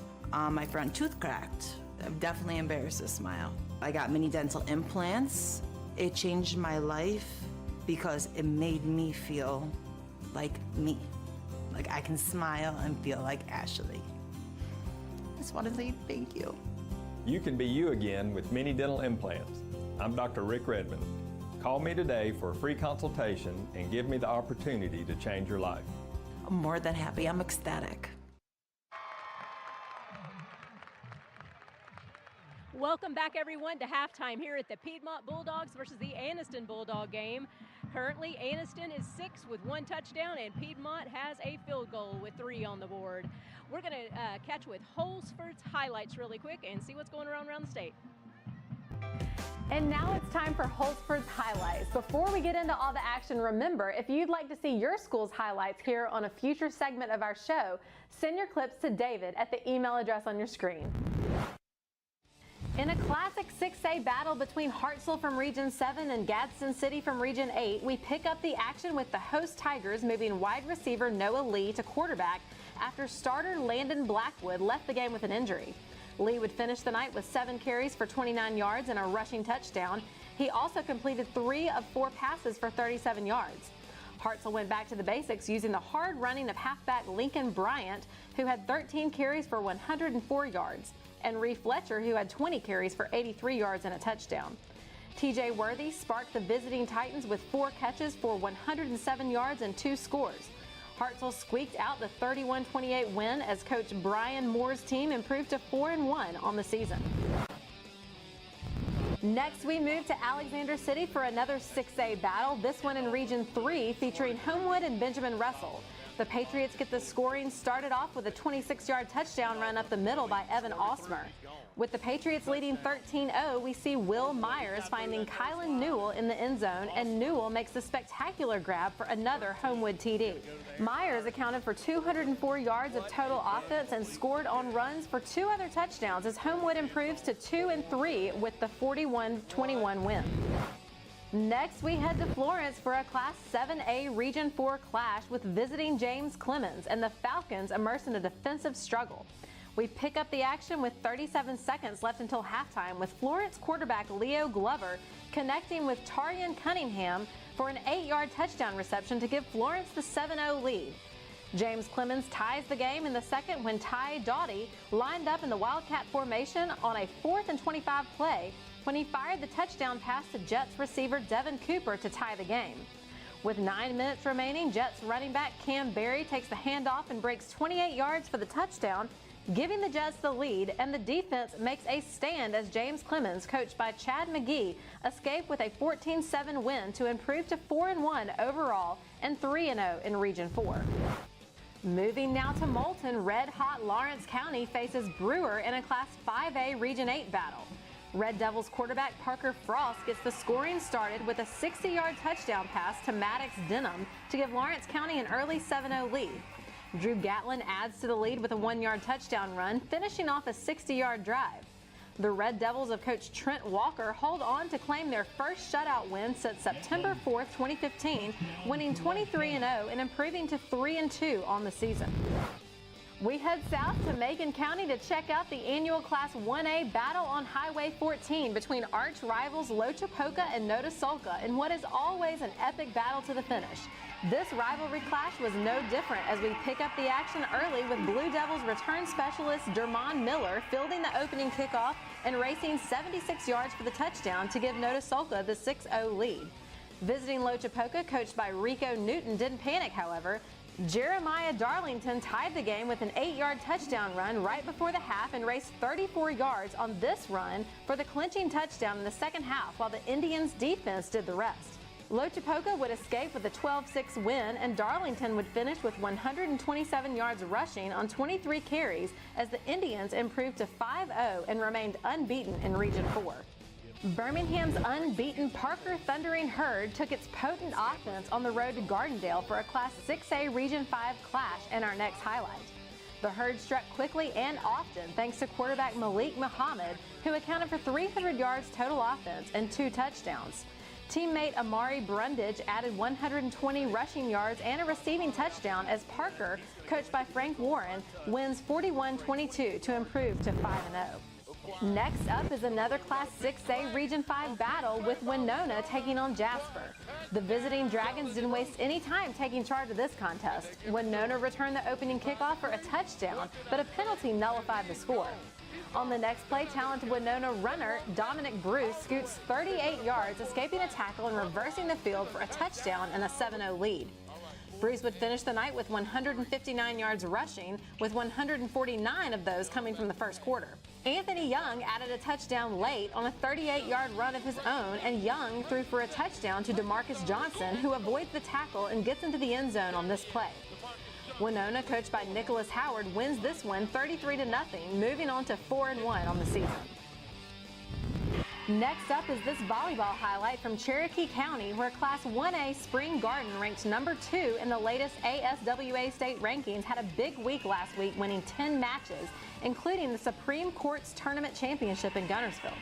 University of Alabama basketball commit Ace Austin led the way with 98 kills on the week, including this spike at the end to finish off Class 4A Cherokee County as the Panthers of Coach Ricky Austin improved to 29-3 on the season.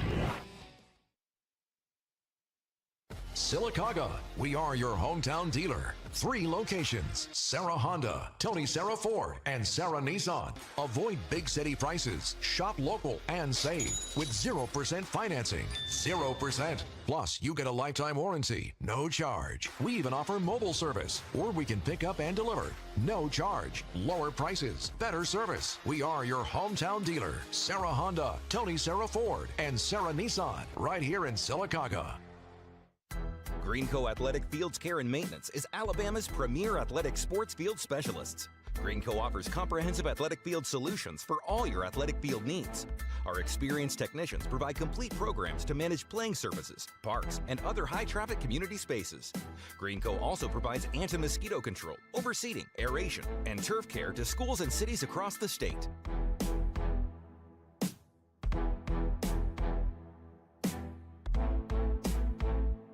Mr. President, Bessemer Superhighway is backed up. What are we going to do? Are you serious? Get me the King Boys. King Boys Towing is the fastest growing tow and recovery company in Birmingham and surrounding areas for one reason. Our customers are our top priority. Whether your car's been in an accident, it's stuck in the driveway and won't start, or you just need a tow to your preferred repair shop, give us a call. Our fleet of flatbed tow trucks will provide courteous and fast service. King Boys Towing, 205-428-3235. Grub Mart and Young Oil, serving East Alabama for over 80 years. Come into one of our many locations throughout East Alabama and try our Joe Bell's coffee along with some Olio's donuts.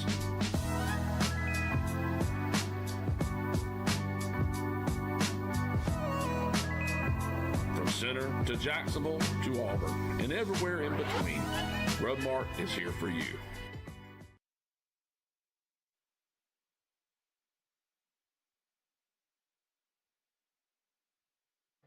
In Piedmont, as we are at halftime, and the Anniston Bulldogs lead the Piedmont Bulldogs 6-3. Mickey Shaddricks and Caleb Brooks with you here at halftime. And Caleb, a close game here. A lot of errors in the first half, especially for Anniston. They had 9 penalties in that first quarter, and we heard the coach talk about that on his way to the locker room. So obviously that is something on the Anniston side they will look to cut back on and eliminate here in the second half. Piedmont got a new quarterback, as we all know. Jack Hayes is no longer here, but this Wilson kid's got a really good arm, and they seem to get the running game going there in the second quarter as well. Yeah, you know, I really think that the way that they were able to pass the ball there towards the end of the half may help this Piedmont offense. This was a big play here for Anniston on a 4th down. Piedmont actually had it defended very well, and then Anniston really wasn't able to capitalize. You had an almost pick 6 here for Piedmont if it wasn't for a holding penalty, and then a big mistake from Anniston right here. Gave the ball back over to Piedmont, and you know, that was kind of the story of the first half. Just a lot of mistakes really up until this play right here for Anniston. Yeah, that was a beautiful throwing catch there for the Bulldogs as Doss found Downey, and then they get the sneak here by Jaden Lewis. Just does get it across the goal line for the touchdown. So that was Anniston's only score in the first half. And Piedmont came back, and Chase Cardelli connecting here on this 35-yard field goal, making the score 6-3 late there in the first half. And that is where we stand here at halftime. We will take a break and continue live from the Field of Champions on the Grub Mart AHSAA Thursday night game of the week, presented by Black Diamond Paving. You think this is just a gray metal box, right? Let's get a little closer. Closer. Yeah, Manor brand air conditioners are designed, engineered, and assembled in the USA. Sylacauga, we are your hometown dealer. 3 locations: Sarah Honda, Tony Sarah Ford, and Sarah Nissan. Avoid big city prices. Shop local and save with 0% financing. 0%. Plus, you get a lifetime warranty, no charge. We even offer mobile service, or we can pick up and deliver. No charge. Lower prices, better service. We are your hometown dealer. Sarah Honda, Tony Sarah Ford, and Sarah Nissan, right here in Sylacauga. This is just a gray metal box, right? Let's get a little closer. Closer. Manor brand gas furnaces are designed, engineered, and assembled in the USA. So this baby is true red, white, and blue. A game without a crowd is just a scrimmage. A performance without an audience is just a rehearsal. Without your presence, high school sports and the performing arts aren't possible. Ensure that these essential extracurricular activities continue to enrich the lives of students in Alabama. Purchase a ticket to your local high school's game or performance. This message presented by the AHSAA.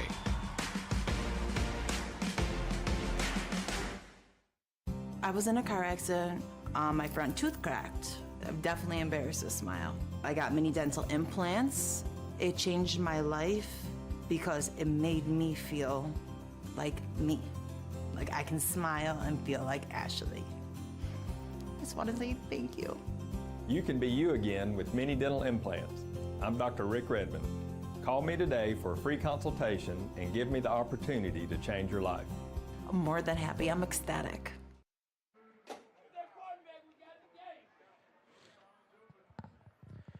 And back at the Field of Champions, we send it down to the field. Here's Shasta Jones. Hey guys, I have Coach Miller here with me. Coach Miller, tell me what your team needs to capitalize Well, we've been in the red zone twice and didn't come away with points, and that's hurt us. We got to capitalize on those opportunities and get the ball in the end zone. But our kids are out here fighting their tails off. We're playing hard. We're playing well. We just got to get the thing in the end zone. And, I mean, you've had some good passes and some good runs. It just you got to connect, right? So. Yeah, once we get in the red zone, we got to score. We got to take advantage of those opportunities, and, you know, we're playing a heck of a team. So, you know, when you get it down there, you got to execute and get the thing in the end zone. And it's a close game, so good luck, and we'll catch you hopefully a little bit later. Thank you, and we're going to throw it back to you guys. All right, thanks a lot, Shasta. And Coach Jonathan Miller, in his first season as head coach of the Piedmont Bulldogs, talking about finishing in the red zone. And they have been down there a couple of times tonight and only one field goal to show for it. That's kind of the story for both of these offenses. Got to finish some of these drives. Anderson's gotten down there a couple of times. And looking at some of these rankings from 1A, 1A is wide open. You got Coosa Christian. I mean, pretty much anybody 1 through 10 can win the state championship this year. I mean, Leroy, obviously we saw what they were able to do last year. Elba, they have the best running back in the state. Sweetwater, they have such a great history there. Lochapoka, we talked about them last week, had that story on them. They're sitting there at 5-0 after the win over Notasulga. And then you have Coosa Christian sitting there at 4-1. Their only loss of 3A Geraldine. We saw 2A last week. BB Comer, the #1 team in the state, pretty definitively now after what they did to Vincent last week, who falls down to number 10. But then you got Reeltown, Fife, Pisgah, Highland Home, all sitting there ready to make some noise and see if they can be the team to sneak up there and get #1 from BB Comer. It's going to be hard to do after what we saw last week. Mars Hill Bible, Mobile Christian really leading the way there in 3A. That's Mobile Christian. They lost one of the better players in the state who transferred over to Spanish Fort, still sitting there undefeated. 4A, still got Jackson, Catholic, Cherokee County, Andalusia all sitting there at the top. Hanley, Jacksonville, Bibb County is actually going to be playing Andalusia tomorrow night. Should be a really fun one there. We saw how close Jacksonville played Hanley early in the year, and they got a quarterback that get hot when the postseason rolls around and carry them. In 5A, we'll see Ramsey next week, and we'll see them tomorrow night right here as well. Looking forward to seeing how they match up with Auburn tomorrow night. And then Winona next week. Central Clay, Coach Danny Horn sitting there at 4-0 on the year, and they dominated Hanley last week. And then 6A, Lake Chalkville's leading Thompson right now. They're 5-0, looking to move to 6-0 would be a huge win over Thompson. Parker, also a team that's been very impressive so far this year. And then Saraland, I mean, there's nothing to say about them. They've just got athletes all over the place. And then, as I said, Thompson right now trailing Clay Chalkville and Central Phoenix City. Mary Montgomery, another team from that Mobile area that could really make some noise in 7A. So looking forward to seeing how this all shakes out here with the second half of the year coming up. And we are underway with our second half here in Piedmont, Anniston and Piedmont. And the Bulldogs with a good return on the kickoff out across the 40, and a flag comes in. So we start the second half the way we started the first half.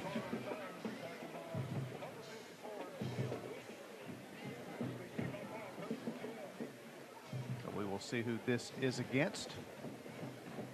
Once again, our referee, Kenneth Breeding.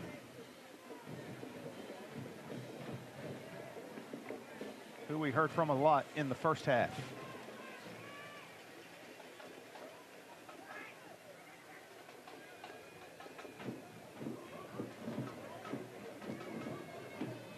Looks like it was against Anniston.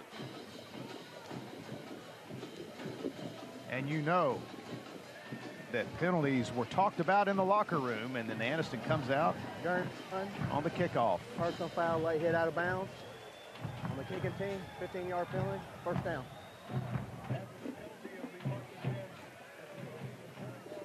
Well, Anniston again, double figures in penalties. They hit the double figure mark a long time ago.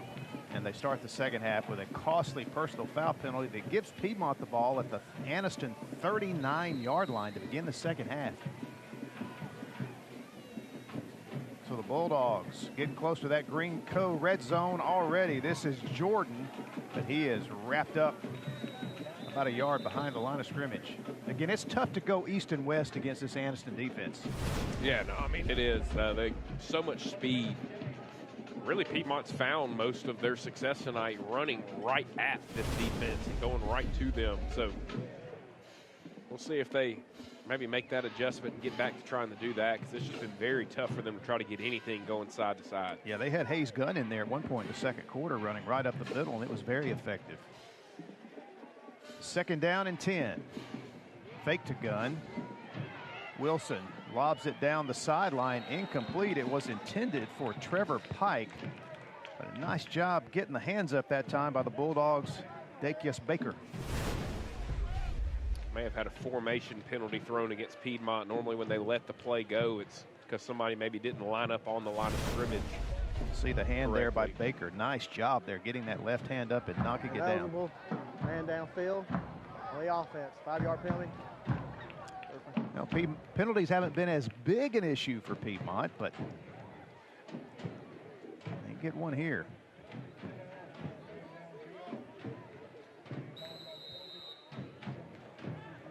So second down and 15. West Anniston secondary, they do a good job in their coverage. Yeah, very fast, and Wilson's made some good throws tonight. That one he probably could have laid out there a little bit more to let Pike go make a play. Jordan nowhere to run that time as he was wrapped up by, once again, number 50. We've called his number a few times tonight, Quinn Drekus Elston. Good play there by Anniston. See, that's what you're taught to do. Extend those arms, throw off the blocker, get back there and make a play. Nice job there by the senior. Third down and long now here for Piedmont. Need to take it inside or right around the 30 for a first down. So Wilson passes away, and it is caught by Bethel, and he's going to pick up the first down. Again, soft coverage over there by the Bulldogs. And this is going to be a Black Diamond paving first down for Piedmont. Huge play there on third down and long.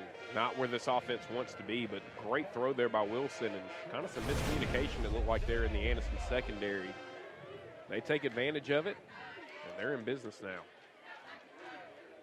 About as open as Piedmont's had a receiver tonight.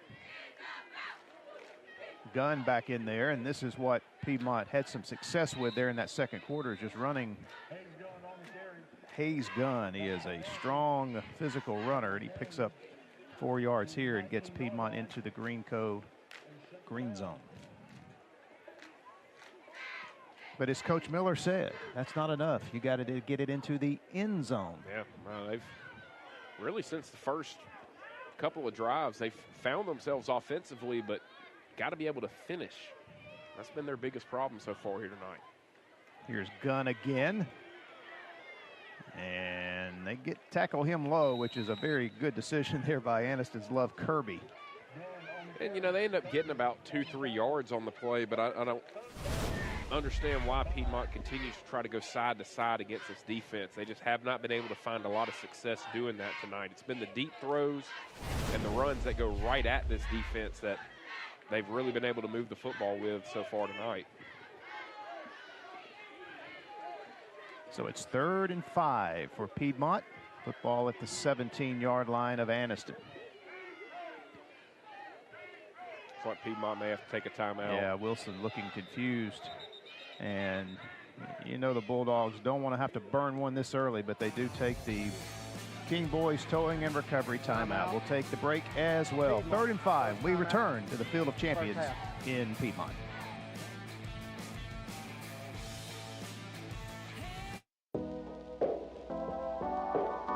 Grub Mart and Young Oil, serving East Alabama for over 80 years. Come into one of our many locations throughout East Alabama and try our Joe Bell's coffee along with some Olio's donuts.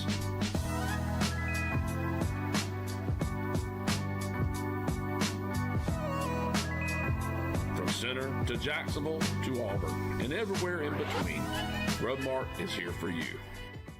Wow, Dad, these prices sure are low. Wow, the temperature outside sure is high. Well, at least Dad keeps the prices in here low. Yeah, Dad, how are you able to do that? Son, on average, Dover's Mattress Closeout Center is able to sell mattresses at least 40% off. We buy liquidations, closeouts, and so much more discounted, and we're able to sell them to our customers for at least 40% off. Make sure to come visit us at our 4 locations. Yeah, and Dad, remember to slice that price. Oh, boy.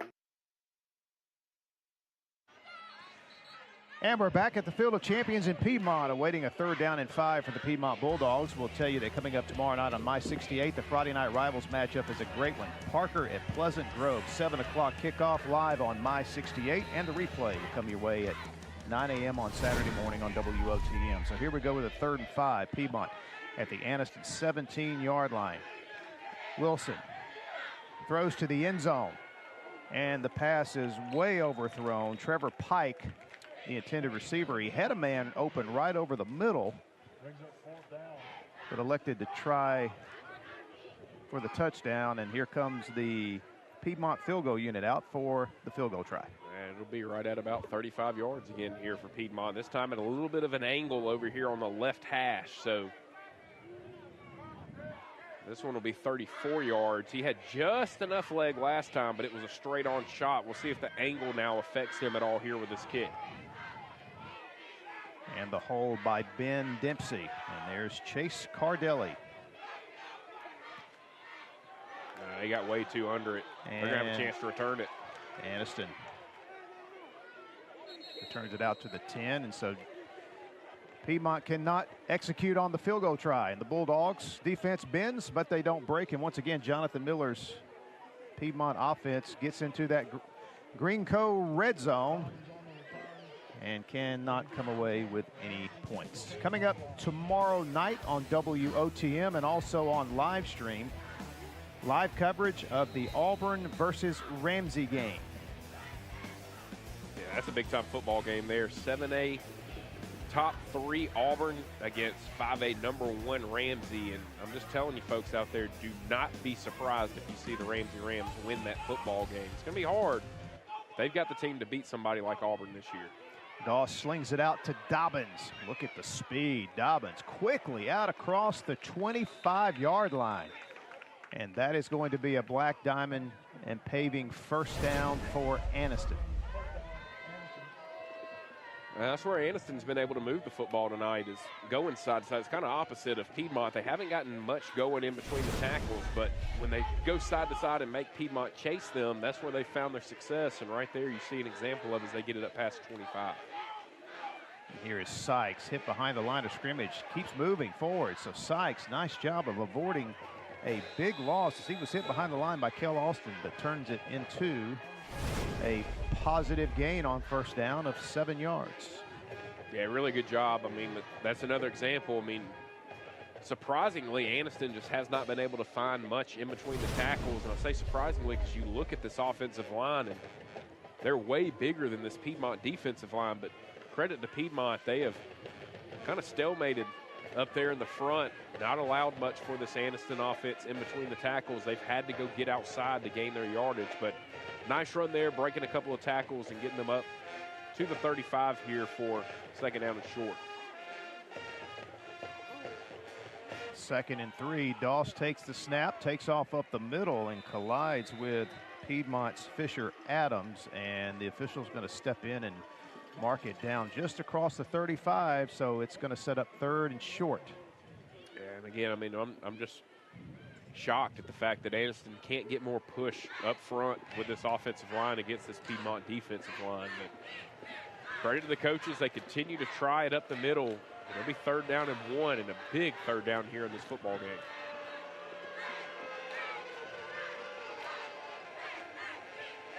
Doss slings it out to Dobbins, and Dobbins is going to have the black diamond and paving first down up to about the 46. That's the play they ran successfully the other way on their first down play. Yeah, great block out here on the outside by Ja'Cory Carr, number 18, the wide receiver. You see, just takes his man. He continues to push him out.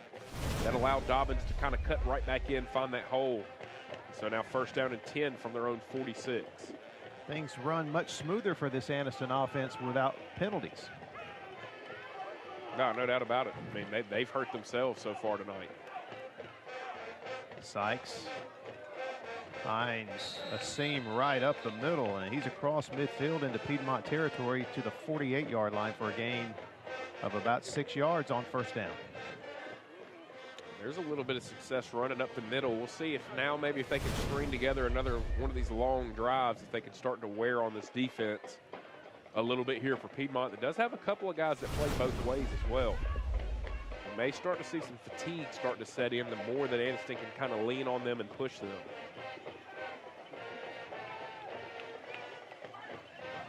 So 2nd down and 4 as the Bulldogs on the move here, starting this drive from inside their 15. Now they're in Piedmont territory. Here's Jaden Lewis. And Lewis hasn't touched the ball much tonight. He did score Anniston's first touchdown, but he's going to have the Black Diamond and Paving first down. Yeah, you know, what they did earlier in the ball game when they put Lewis in at quarterback was interesting. And they moved it a lot better with Doss back there. And, you know, Lewis looks a lot better being out here at wide receiver, using his speed and being out in space than he did playing that quarterback position. Again, Lewis committed to Auburn as a defensive back. Doss, a little pump fake. Pocket collapses, so he's able to take off. This is what makes him so dangerous. Inside the 20, inside the 15-yard line. And then Anniston in business in the Greenco green zone. After the nice run here when the pocket collapsed on Doss. Yeah, and you know, Piedmont, they've really tried to have somebody with their eyes on Doss tonight. They just can't keep up with him. He's too fast. And once he gets outside the numbers, it's tough for this Piedmont team to keep up with him. You see he tried to throw his teammate right there in for a block. They're set up inside the Greenco green zone with a chance to get another touchdown on the board and extend this lead. And here is Sykes. And nice play defensively by Piedmont. I believe that was Dalton Griffith closing the hole there.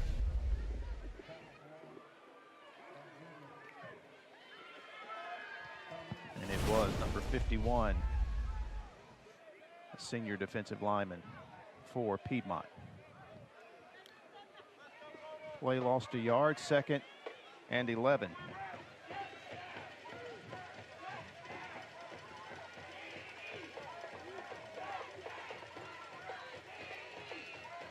Doss takes a snap, takes off to his left, wide side of the field, and is going to be swarmed under. Really good pursuit defense there by Piedmont. No doubt. I mean, that's where Anniston's been able to take advantage of them, getting wide, extending them, making them have to chase them, but they do a good job of staying in their lanes right here, just running at an angle. And you see everybody just starting to close in around him. Doss had nowhere to go. And so a promising drive now. May get stuck because they're at 3rd down and 10. We've seen this numerous times from both teams tonight. Able to get inside that Greenco green zone, just not able to finish these drives. 3rd down and 9 at the 13-yard line. Doss has to take off up the middle. There was pressure coming from the edge that time, and Doss gets it down to about the 11-yard line. So a 4th down decision for Coach Jackson, and I assume they will go for it here. I don't think there's any decision. They don't kick extra points. They don't kick field goals. So it was always 2-down territory or 4-down territory really for them. And we'll see a 4th down and 8. They can still get a first down right at about the 3-yard line.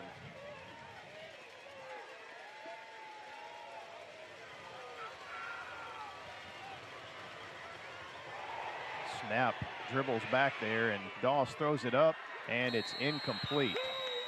So a poor snap basically ruined that play. And the Piedmont defense comes up with a huge stop to keep it a 3-point game with 2:58 now to play here in the 3rd quarter.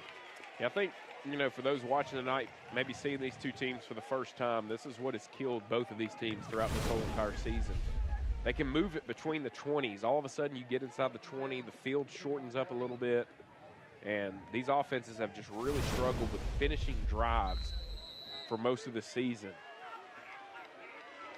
So now Piedmont, they've done a good job of moving the football, but, you know, I mean, same thing. You got to finish the drives, and so we'll see if they can put one together and go find a way to get it into the end zone for the first time here tonight. So Piedmont takes over at their own 11-yard line. They hand it off up the middle to Jordan. Nice hole on first down as he runs over Anniston's Damon Pope. Good hard running there that time by Dontavius Jordan. You know, if you're a Piedmont fan, you have to be really pleased with the physicality that you've seen your team play with here tonight. They have not backed down from a really good Anniston team who's a little bit bigger than they are, a little bit faster than they are, but Piedmont just continues to get after them. And Jordan gets the handoff, and as Piedmont goes with a little pace here. And they're finding a lot of success in between the tackles, which it's crazy to me that when you look at the two teams and look at the two lines, you would think it's Anniston that could run between the tackles and Piedmont that would struggle, but it's been the complete opposite, and that's due to the physicality of this Piedmont team. 2nd and 7. This is Gunn, and a good job up front that time by the Bulldogs, limiting the yardage there. So it's going to set up a 3rd down and about 4 for Anniston, or for Piedmont. Big play here in this football game, and if they can get it up close, if they don't get the first down, it's close. Will be interesting to see what Coach Miller decides to do with his offense.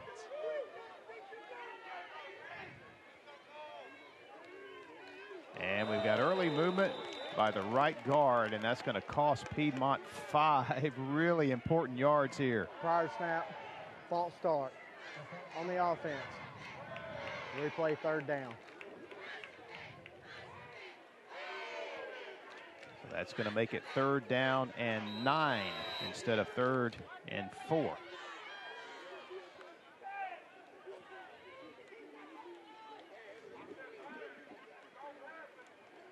You know, on 3rd and 5, you could see Piedmont trying to run for it. I'll see if they put it in the air here on 3rd and 9. Anniston rushes 4. Wilson does throw. Pass is incomplete. It was intended for Mohan, broken up by Jaden Dobbins, who was, again, right there on the receiver. Yeah, I think that's just a great defensive play there by Dobbins. We'll see if he maybe gets an arm around him. That may be why Mohan was complaining, but he's got every right to go to the football and make a play. I think that's just a really good defense there by Anniston and Dobbins. Had it been 3rd down and 4, Coach Miller maybe would have thought about keeping the offense on the field, but with it being 4th down and 9. Unsportsmanlike on the offense. 15-yard penalty. Oh, wow. 4th down. So it's Piedmont getting the penalties here in the 3rd quarter. I think that was Bethel that got the penalty called on him right there. And see Coach Miller, he's asking why he didn't get a pass interference. So both teams have one player that has a personal foul in this ball game. If they were to get one more, they would be ejected. So the Bulldogs punt from their own end zone. Big rush. The kick is out of there, and it is a good one. It drives Dobbins way back to midfield. Dobbins will try to return.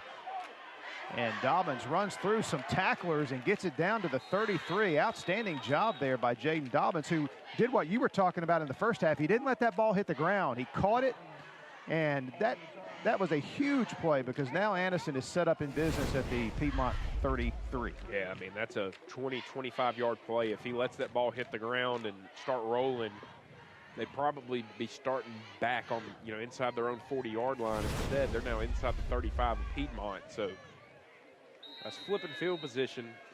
Great starting field position here for Anniston. Looking to add to their lead here. And as tough a time as Piedmont's had scoring points, you get the feeling if Anniston could score a touchdown, it would make a huge difference here. The pass caught by Dobbins. He reverses field and tries to come this way and is taken down hard inside the 30. Looking for flags, don't see any.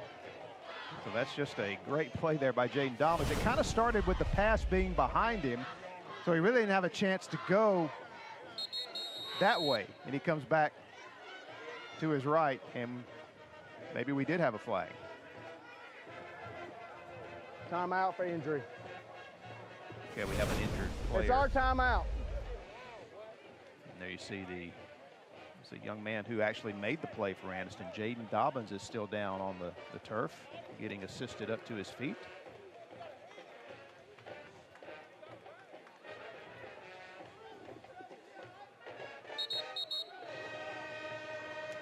You could tell, though, I was expecting a flag because may have gotten a blindside block, but they actually did a really good job. Anniston did of kind of learning their lesson from earlier. A couple of guys just ran in front with their hands up in the air. See it right there on the left corner of your screen, and early in the game. You see, that's always tough when your head kind of slams back on that turf, especially when it's turf. 2nd down and 5. Quick pass out here to Lewis. Lewis is shoved out of bounds after a short gain. So a 3rd down coming up for the Bulldogs. Yeah, and Doss is really struggling with some of these short passes. He's thrown it behind his receivers a couple of times, and it worked out for them on the Dobbins play, but right there I think it hurt Lewis a little bit. If that ball's more out front, Lewis kind of get going. Instead he had to stop, turn around and catch it, and then try to get his momentum going back towards the end zone.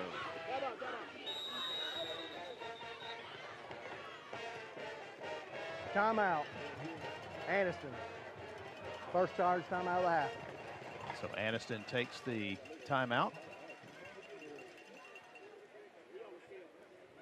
with 32.5 to play here in the 3rd quarter. We'll take this opportunity to thank our friends at Bandits Bar and Grill. I tell you, they've got an outstanding menu, steaks, wings, great appetizers, something for everyone. They're open Wednesday through Saturday from 11 a.m. to close. Thanks to Derek and the gang at Bandits Bar and Grill in Sylacauga.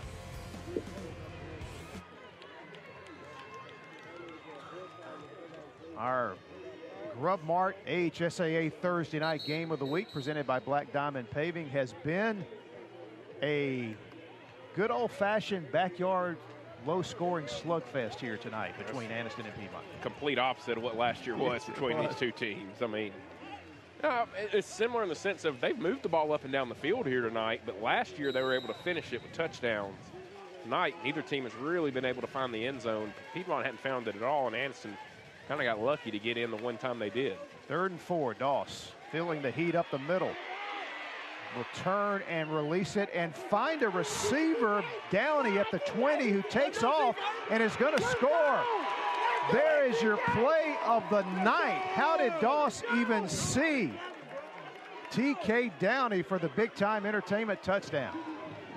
Very fortunate on that play. It was a great play by Doss, but he threw that ball up, and I thought that there was going to be a Piedmont defender coming over to cut in front of it and pick it off. Instead, Downey able to come up with it. See, the ball kind of hangs, and I thought that defender was going to be able to cut across and catch it. Instead, Downey came up, caught it, made a nice move, and ends up getting into the end zone. And huge touchdown there for Anniston with 18.9 seconds remaining here in the 3rd quarter. They'll go for 2 here. And this is Wynn in there, and he will run it in for the 2-point conversion. The Mesrano extra point is a 2-point play that is successful. And so Anniston coming up with their 2nd touchdown of the night to extend their lead to 14-3 very late here in the 3rd quarter.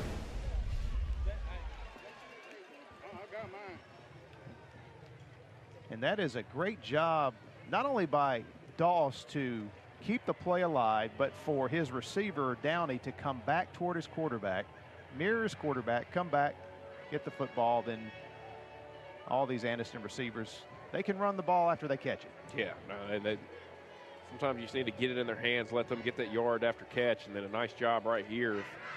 Wynn getting into the end zone, big sophomore running back for Anniston. And that was a big 2-point play because it puts them up 11, so Piedmont, they would need a field goal and a touchdown with a 2-point conversion in order to try to tie this football game. Yeah, it kind of puts the pressure on the Piedmont offense now, doesn't it? It does. It's going to be a very, very important drive coming up here for Piedmont. If they were to get stopped and come away with no points, it's going to make it very tough for them to try to get back in this football game. And hey, look, you're in the same spot you were in a year ago. They were trailing a lot larger than this to Anniston and came back and was almost able to win that game. And so that's kind of, if you're one of those players that was from last year's team that's over there on the sidelines, that's what you got to be telling your teammates is, hey, we were here a year ago. Let's find a way to fight back in this football game, see if we can come away and win it this year. And here's your Alabama Family Central kickoff by Anniston. Largest lead of the game for the Anniston Bulldogs. And this is Trevor Pike. He's had some good returns tonight. And Pike is taken off his feet at the 33-yard line. So Piedmont's offense will take the field. 1st and 10 with 9 seconds to go here in the third quarter. And penalties been an issue for Piedmont's offense here in this third quarter. Yeah, they just kind of swap spots with Anniston. They've been killing themselves with penalties this half. And last drive wasn't able. They moved it up to about where they have it right now, and then they went backwards with some of those penalties and some of those plays. Had that first drive of the second half where they get all the way inside the Greencoat green zone and come away with nothing with the missed field goal. So very important to go get some points here and kind of show yourself, hey, we can still be in this football game. They run it with Gunn on 1st down. And Gunn picks up about 3, and that'll be the final play of the third quarter. Well, Anniston riding a little wave of momentum after that last touchdown pass play. They take a 14-3 lead into the fourth quarter here on the Grub Mart AHSAA Thursday night game of the week, presented by Black Diamond Paving.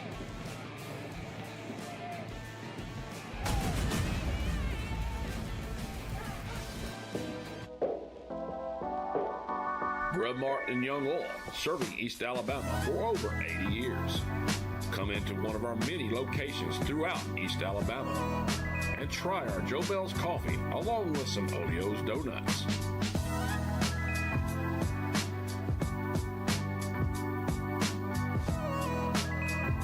From Center to Jacksonville to Auburn and everywhere in between, Grub Mart is here for you.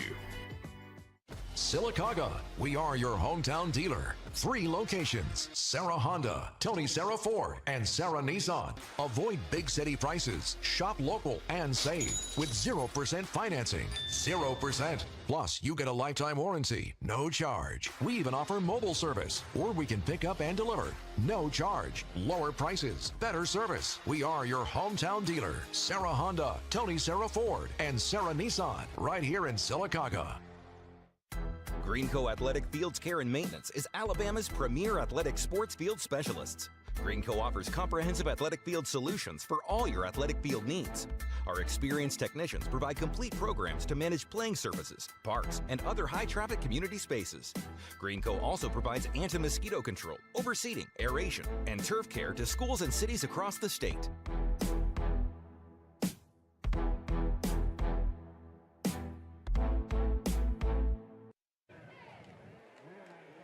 And the fourth quarter begins with a 5-yard run there by Dontavius Jordan on 2nd down. That makes it 3rd down and 1 now for Piedmont. A big down here for the Bulldogs. All right, it's a huge down here in this ball game. It's 4-down territory. Got to find a way to get a yard here over the next 2 plays and keep this drive going.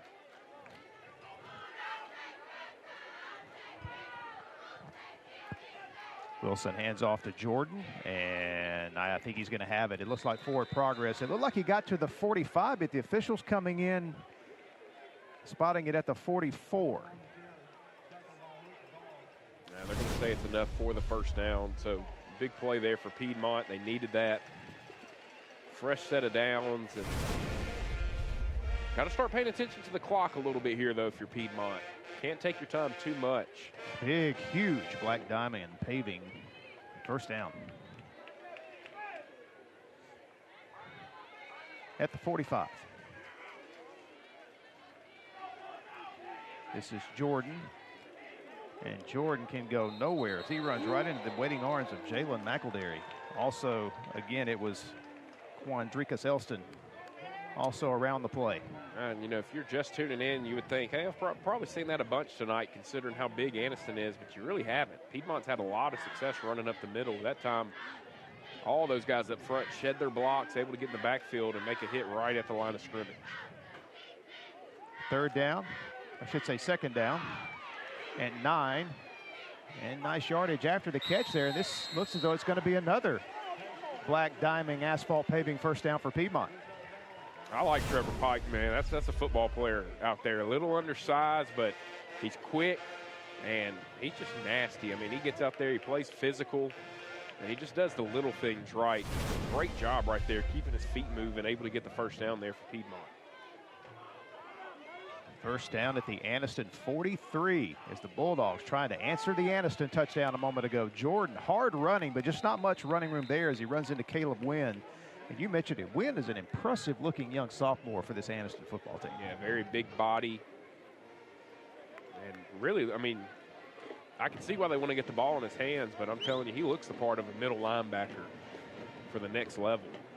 And right there does a good job of filling the gap, making the hit. Only 2 yards there, so it'll be second down and 8 coming up here for Piedmont. Wilson hands it back to Jordan. Jordan cuts it upfield. Gets north and south, doesn't get much, but I still think that's the right way to attack this Anniston defense. Tackle there by Kamar Holder. So here's another third down, 3rd and 4 for Piedmont, but clearly 4-down territory here for the Bulldogs in the fourth quarter. No doubt about it. Got to get first down here no matter what over these next 2 plays. And the clock is not your friend as it continues ticking now. It'll be under 9:20, probably under 9:15 by the time they get this ball snapped.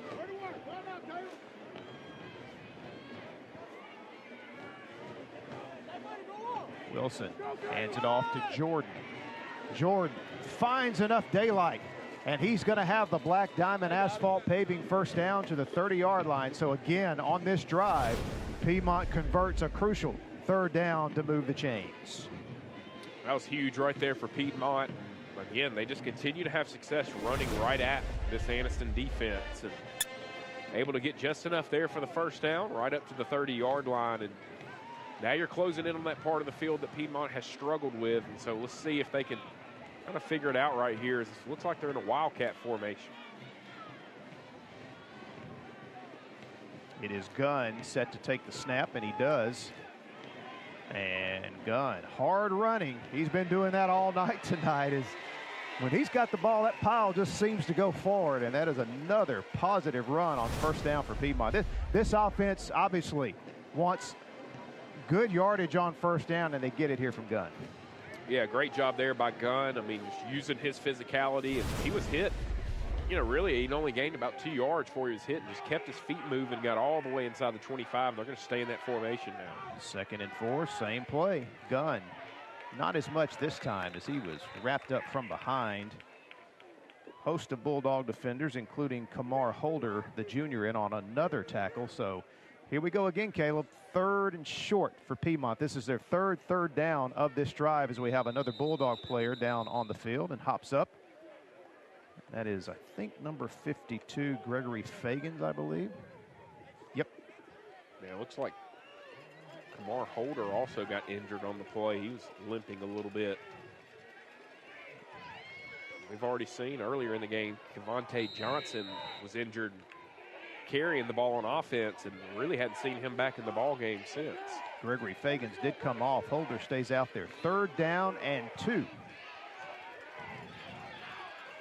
At the Anniston 23. They overload the right side of the line, and they run it left with Jordan. And Jordan is not going to get there. So we'll have a 4th down play coming up.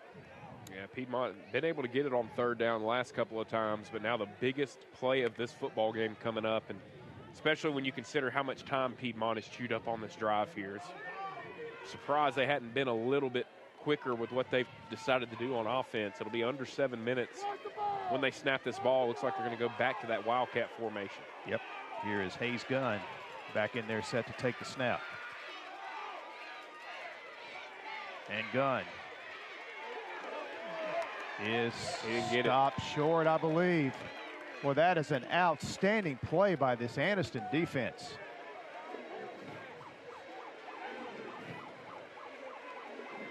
And it will go over to the Bulldogs on downs.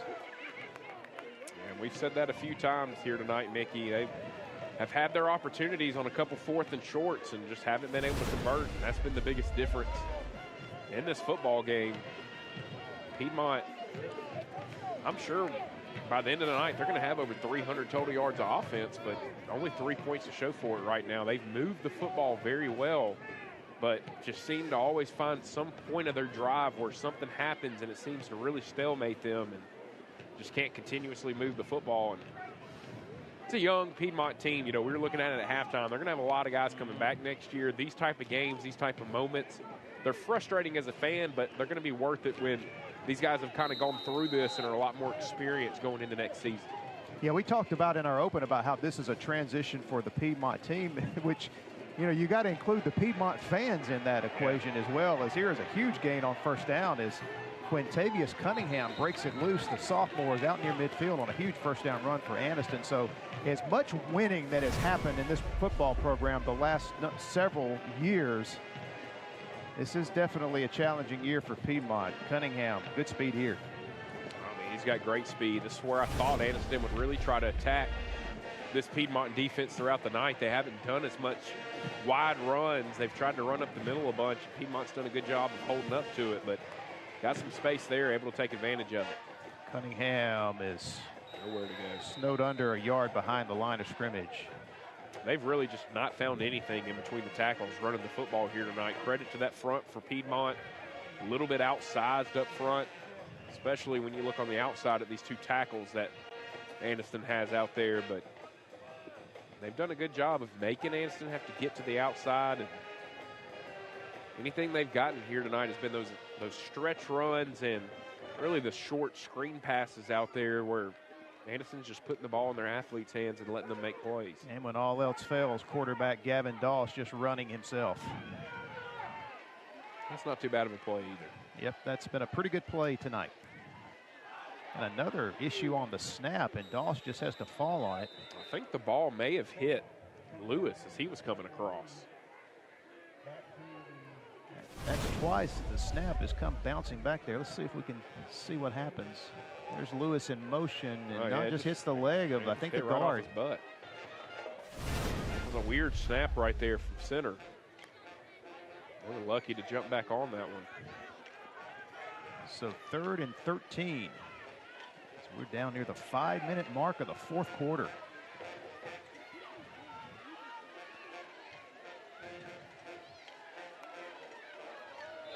And we're going to have a pre-snap penalty against the Bulldogs.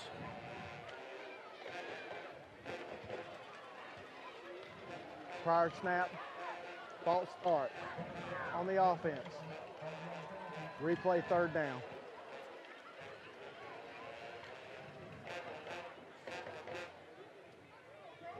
So 3rd and 13 will turn into 3rd and 18.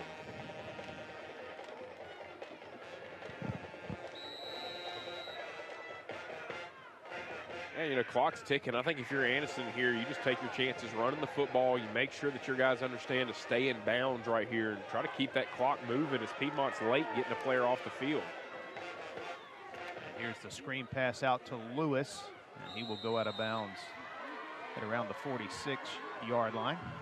That'll bring up 4th down. The Anniston coaches are wondering why there was no flag thrown for the player not getting off the field. And then on top of that, Lewis runs out of bounds right there as well. So that stops the clock for Piedmont. It's exactly what they needed, saves a timeout.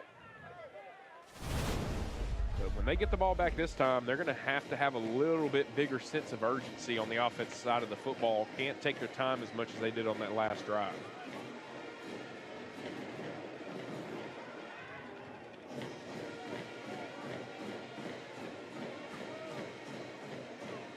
So Brooks into punt. Line drive kick goes to the hands of the return man and winds up in the hands of the other co-returner back there as Piedmont dodges a major bullet there and maintains possession. They'll have it 1st down at the 33. Good heads-up play there by Trevor Pike. Yeah, Pike's been fun to watch here tonight. Really good football player. Well, it's pretty much do or die now for Piedmont. 4:26 to play. They have to score to have any hopes of winning this football game.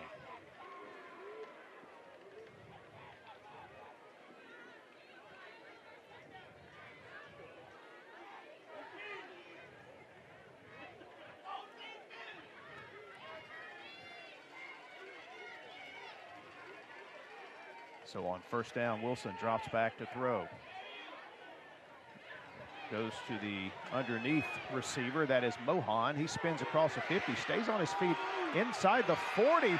Mohan will not go down. What an incredible run after the catch by McLean Mohan. And Dobbins goes down again. His helmet came off, and we got a flag, and this is coming back. Wow. That was a great running catch there by McLean Mohan. You can tell he's their playmaker at wide receiver. They just haven't been able to get him the football very much tonight. They're finally able to get it to him, and kind of the theme of the night here for Piedmont. They hurt themselves with another penalty. Dobbins, it looked like Dobbins' helmet came off and he kind of got popped right in the mouth. And toward the end of the run there, Mohan was reaching for his helmet to try to keep it from coming off. On the offense. 10-yard penalty, first down.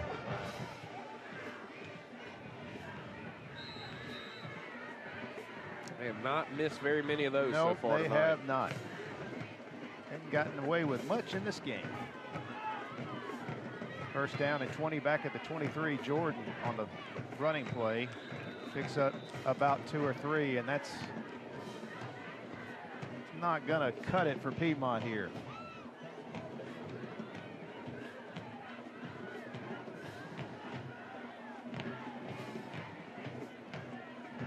Aniston's going to have to get Gregory Fagans off the field, favoring his right shoulder. They run another guy off as well. Wilson back to throw. Goes deep. He got a receiver wide open. Catches it in stride, and Mohan lost his footing just short of the 35-yard line, or he would have had a touchdown. That'd have been a walk-in touchdown and would have been a huge play in this game because Piedmont has 2 timeouts left. Even if they wouldn't have gotten the onside kick, they could have gotten a stop and gotten the ball back. There's the deep shot to Mohan they've been waiting on tonight. Now they got to get to the line quickly and get going. First down at the Anniston 36.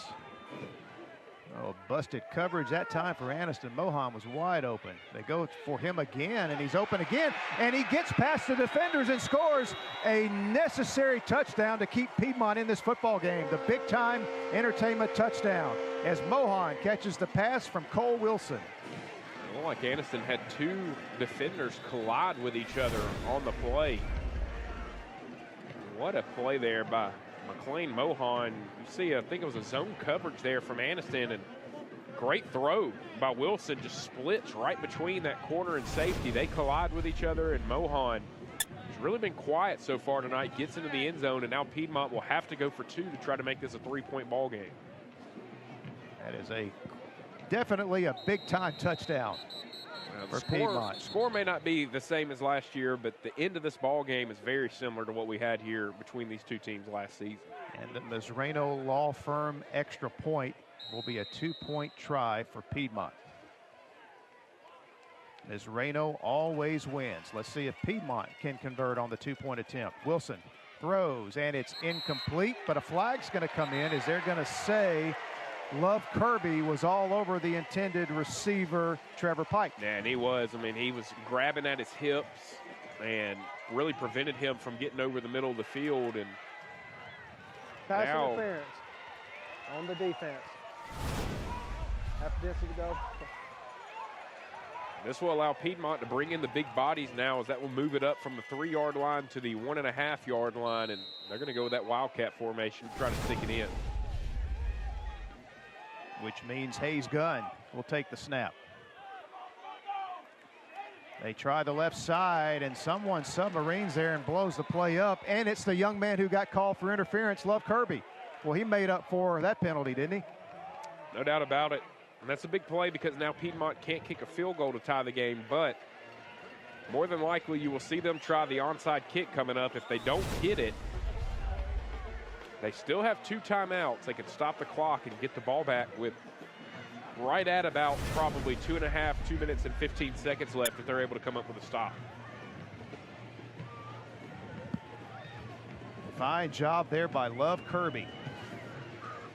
Making up for the penalty, getting the big tackle on Gunn and keeping the score at 14-9. So no quit in these Piedmont Bulldogs. There wasn't in this game last year when Anniston jumped out on top of Piedmont. Looked as though they might blow them out. Piedmont made it a game and almost came back and won that game. It wound up being a 2-point win for Piedmont. And here we see the Bulldogs no quit tonight as you see Mohan's second big catch of this drive. Gets it into the end zone for Piedmont's only touchdown of the game so far. And pulls them to within 5 points with 3:15 to go. In Big Time Entertainment, located off I-20 at exit 185 in Oxford. Entertainment and fun for the whole family. Indoor go-karting, a large arcade, bowling, and outdoor putt-putt, and much more. Big Time Entertainment, right off I-20 at exit 185 in Oxford. So here we go with the expected onside kick by Chase Cardelli of Piedmont, who is teeing it up right now. Anniston clearly expecting it. They have the all-hands team over on that side of the field. Here we go. It's an onside kick that's not going to go 10 yards. Not the kick they were looking for there. Kick has to go 10 yards in order to have a chance. And right there, he just got way too around the football. That one only went about 5 yards, so Anniston will have it right at the 40. So even if they don't get a first down, they can back up Piedmont and make them have to go 90-plus yards to try to win the football game here.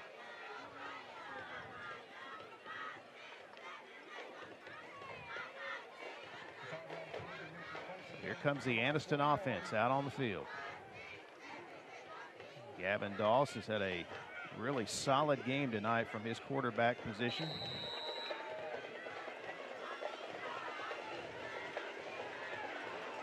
.315 to play. First down at the Piedmont 41. No surprise, they keep it on the ground with Cunningham, and he dives forward for a couple of yards, maybe 3 yards to the Piedmont 39-yard line. Good job by Luke Reinhardt to get back there and kind of trip him up a little bit. Kept him from gaining more yardage. Coach Miller is going to keep that timeout. So we'll see the clock run down. 25 seconds on the play clock. Anniston in no hurry to snap the football here. Thing is, with Doss in that shotgun, you got to watch that snap. There's been a couple of issues there in the game. Get a clean one there. Hand off to Cunningham. Cunningham is wrapped up after a gain of 2, maybe 3. Good defensive play there by Pike. So here goes a third down and 6, and that clock stopped at 2:28 as Coach Miller will take a timeout here. Piedmont. Yeah, good play there by Trevor Pike on the outside. As I said earlier, I mean, fun to watch. He's not afraid to stick his nose in there and make a hit. So biggest third down of this ball game coming up.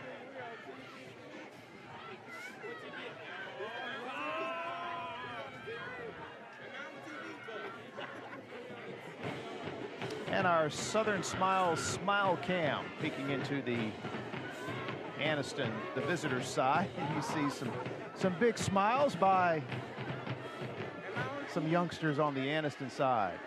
A lot to cheer about tonight for the Bulldogs as they look to beat Piedmont again. We talked about the series history earlier in the game. They played 5 times. Anniston has won all 5 meetings between the two schools.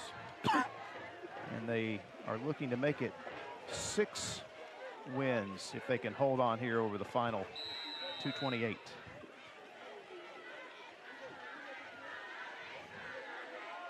So out of the timeout, it's 3rd and 6. Piedmont has 1 timeout remaining. Here is the screen pass to Dobbins. Dobbins goes out of bounds near the first down marker. He may have gotten enough, though. And going out of bounds is not an issue if he got the first down, and he did. That is a huge black diamond asphalt paving first down that may just seal the deal for the Bulldogs. Well, credit to the Anniston coaching staff as well for being willing to call that play. And looks like they're going to say he didn't go out of bounds, so clock will continue rolling. Even better there for Anniston. They should be able to run this clock out and win this football game. Here's Sykes. And Sykes, nice running there as he spins inside the 20. That is another black diamond asphalt paving first down, and that clearly will will do it. Piedmont will take that final timeout, I think.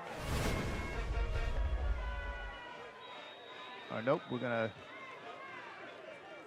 Yep, they are taking. Timeout. Piedmont. Last timeout of the half. This is, this has been a completely different second half for Coach Jackson's team. They came out in that first quarter, especially, 9 penalties. Had 3 penalties on 2 plays on the kickoff, and then 2 on their first 3 offensive plays. Shot themselves in the foot that entire first half. This has been a very well-played second half. It's been a different-looking Anniston team. No, it has. They've played a lot cleaner in the second half, and it's going to be what Coach Jackson goes back and kind of shows his guys on film is, hey, guys, look how much smoother this looks. Look how much better of a team we look when we're not killing ourselves and making all these penalties and putting ourselves behind the chains. And a lot better here in the second half. You got to give Piedmont some credit as well. It's a young Piedmont team. Unfortunately, this is going to drop them to 1-4 on the year, and then they've got the big game with Westbrook Christian coming up. They've also still got to play Hopes Bluff and Geraldine as well, who are ahead of them in the recent standings right now. So a tough end of the season coming up here for Coach Miller and his group. But as we talked about, a lot of guys who are still going to be back next year, and they'll have a lot of experience under their belt.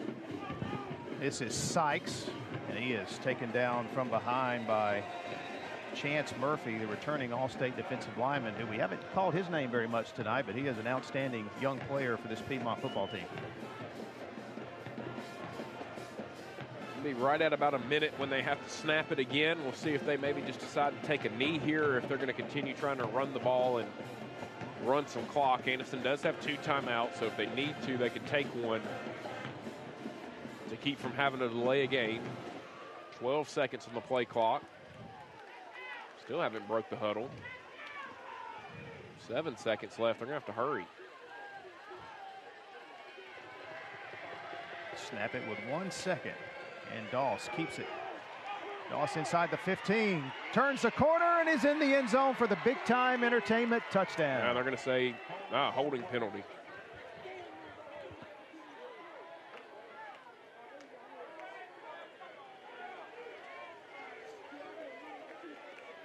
Anniston's coaches are not happy with the official down here on the sideline. Probably just some frustration. Been a lot of flags thrown here in this football game tonight.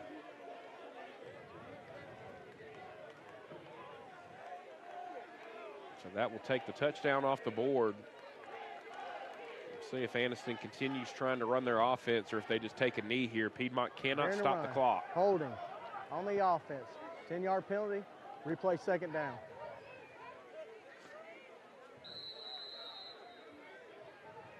Looking at the rest of the way here for Anniston, they got a huge matchup next week as they take on Hanley. And then they'll get Talladega. They should be able to take care of them. And then Cleveland County, as Anniston will take a knee here and kneel this clock out, put this football game away, and start looking ahead to this big matchup with Hanley next week. A team who I feel, and a lot of other people around the state feel, will be right there competing for the 4A state championship on down the line. And then you got Cleveland County sitting there in the same region. 3-1 right now on the season. They've had a good start to the year, so Anniston still playing to try to host a playoff game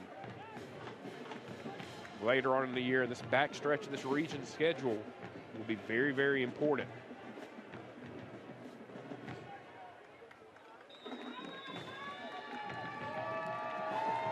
Final play of the game is Doss taking a knee, and Anniston will come to Piedmont for the 2nd year in a row and leave the field of champions with a close, hard-fought victory. The score tonight, Anniston winning at 14-9. We'll take a break and come back with some post-game from the field of champions in Piedmont. A game without a crowd is just a scrimmage. A performance without an audience is just a rehearsal. Without your presence, high school sports and the performing arts aren't possible. Ensure that these essential extracurricular activities continue to enrich the lives of students in Alabama. Purchase a ticket to your local high school's game or performance. This message presented by the AHSAA.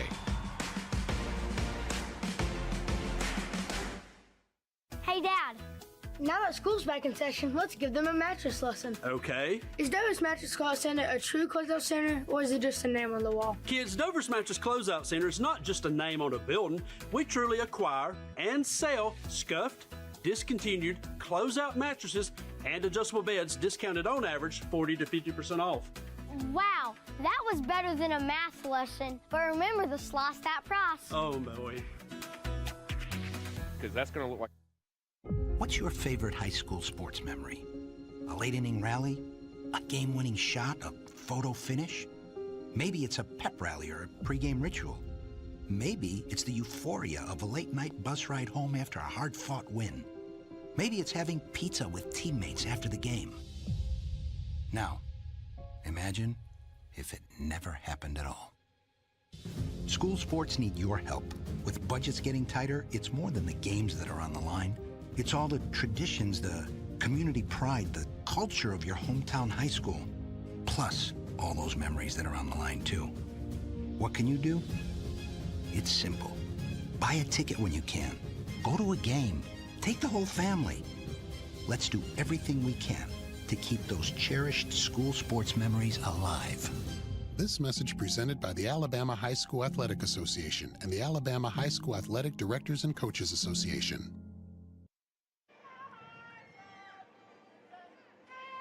And we're back at the Field of Champions in Piedmont. Your final score is Anniston wins it here against the Piedmont Bulldogs 14-9 in a hard-fought game by both sides. And we send it down now to Shasta Jones, who's standing by with a winning coach. With Coach Jackson. Coach Jackson, you got to be proud of the Bulldogs tonight. How do you feel, and what did they capitalize on? I am. We just showed fight and grit toward the end, so I'm really proud of the boys. You've got the D threats, the Dobbins, right? They did phenomenal. They did. They really stepped up the second half. We challenged the boys. Piedmont got a very good team. They just play a tough schedule, man. And but we got a good team too, so we happy with the win. And your defense showed up down there, keeping them out of the end zone at the end. So. They did. They played hard, man. And that's what we talked about all week, just finishing and playing hard. Well, awesome. We appreciate it, and thank you so much. You guys have a safe trip back home tonight. Yes, man. Thank you. We're going to throw it back to you guys. All right, congratulations to the Anniston Bulldogs as they improve to 4-2 on the season. Piedmont drops to 1-4 as Anniston picks up the victory over the Bulldogs 14-9. And that'll wrap up our coverage of the Grub Mart AHSAA Thursday night game of the week from Piedmont. For Caleb Brooks and our entire WOTM crew, thanks for tuning in to this Battle of the Bulldogs tonight from the northern end of Calhoun County. We'll be back with you again next week from Birmingham, Ramsey, and Winona on the Thursday night AHSAA game of the week. See you then.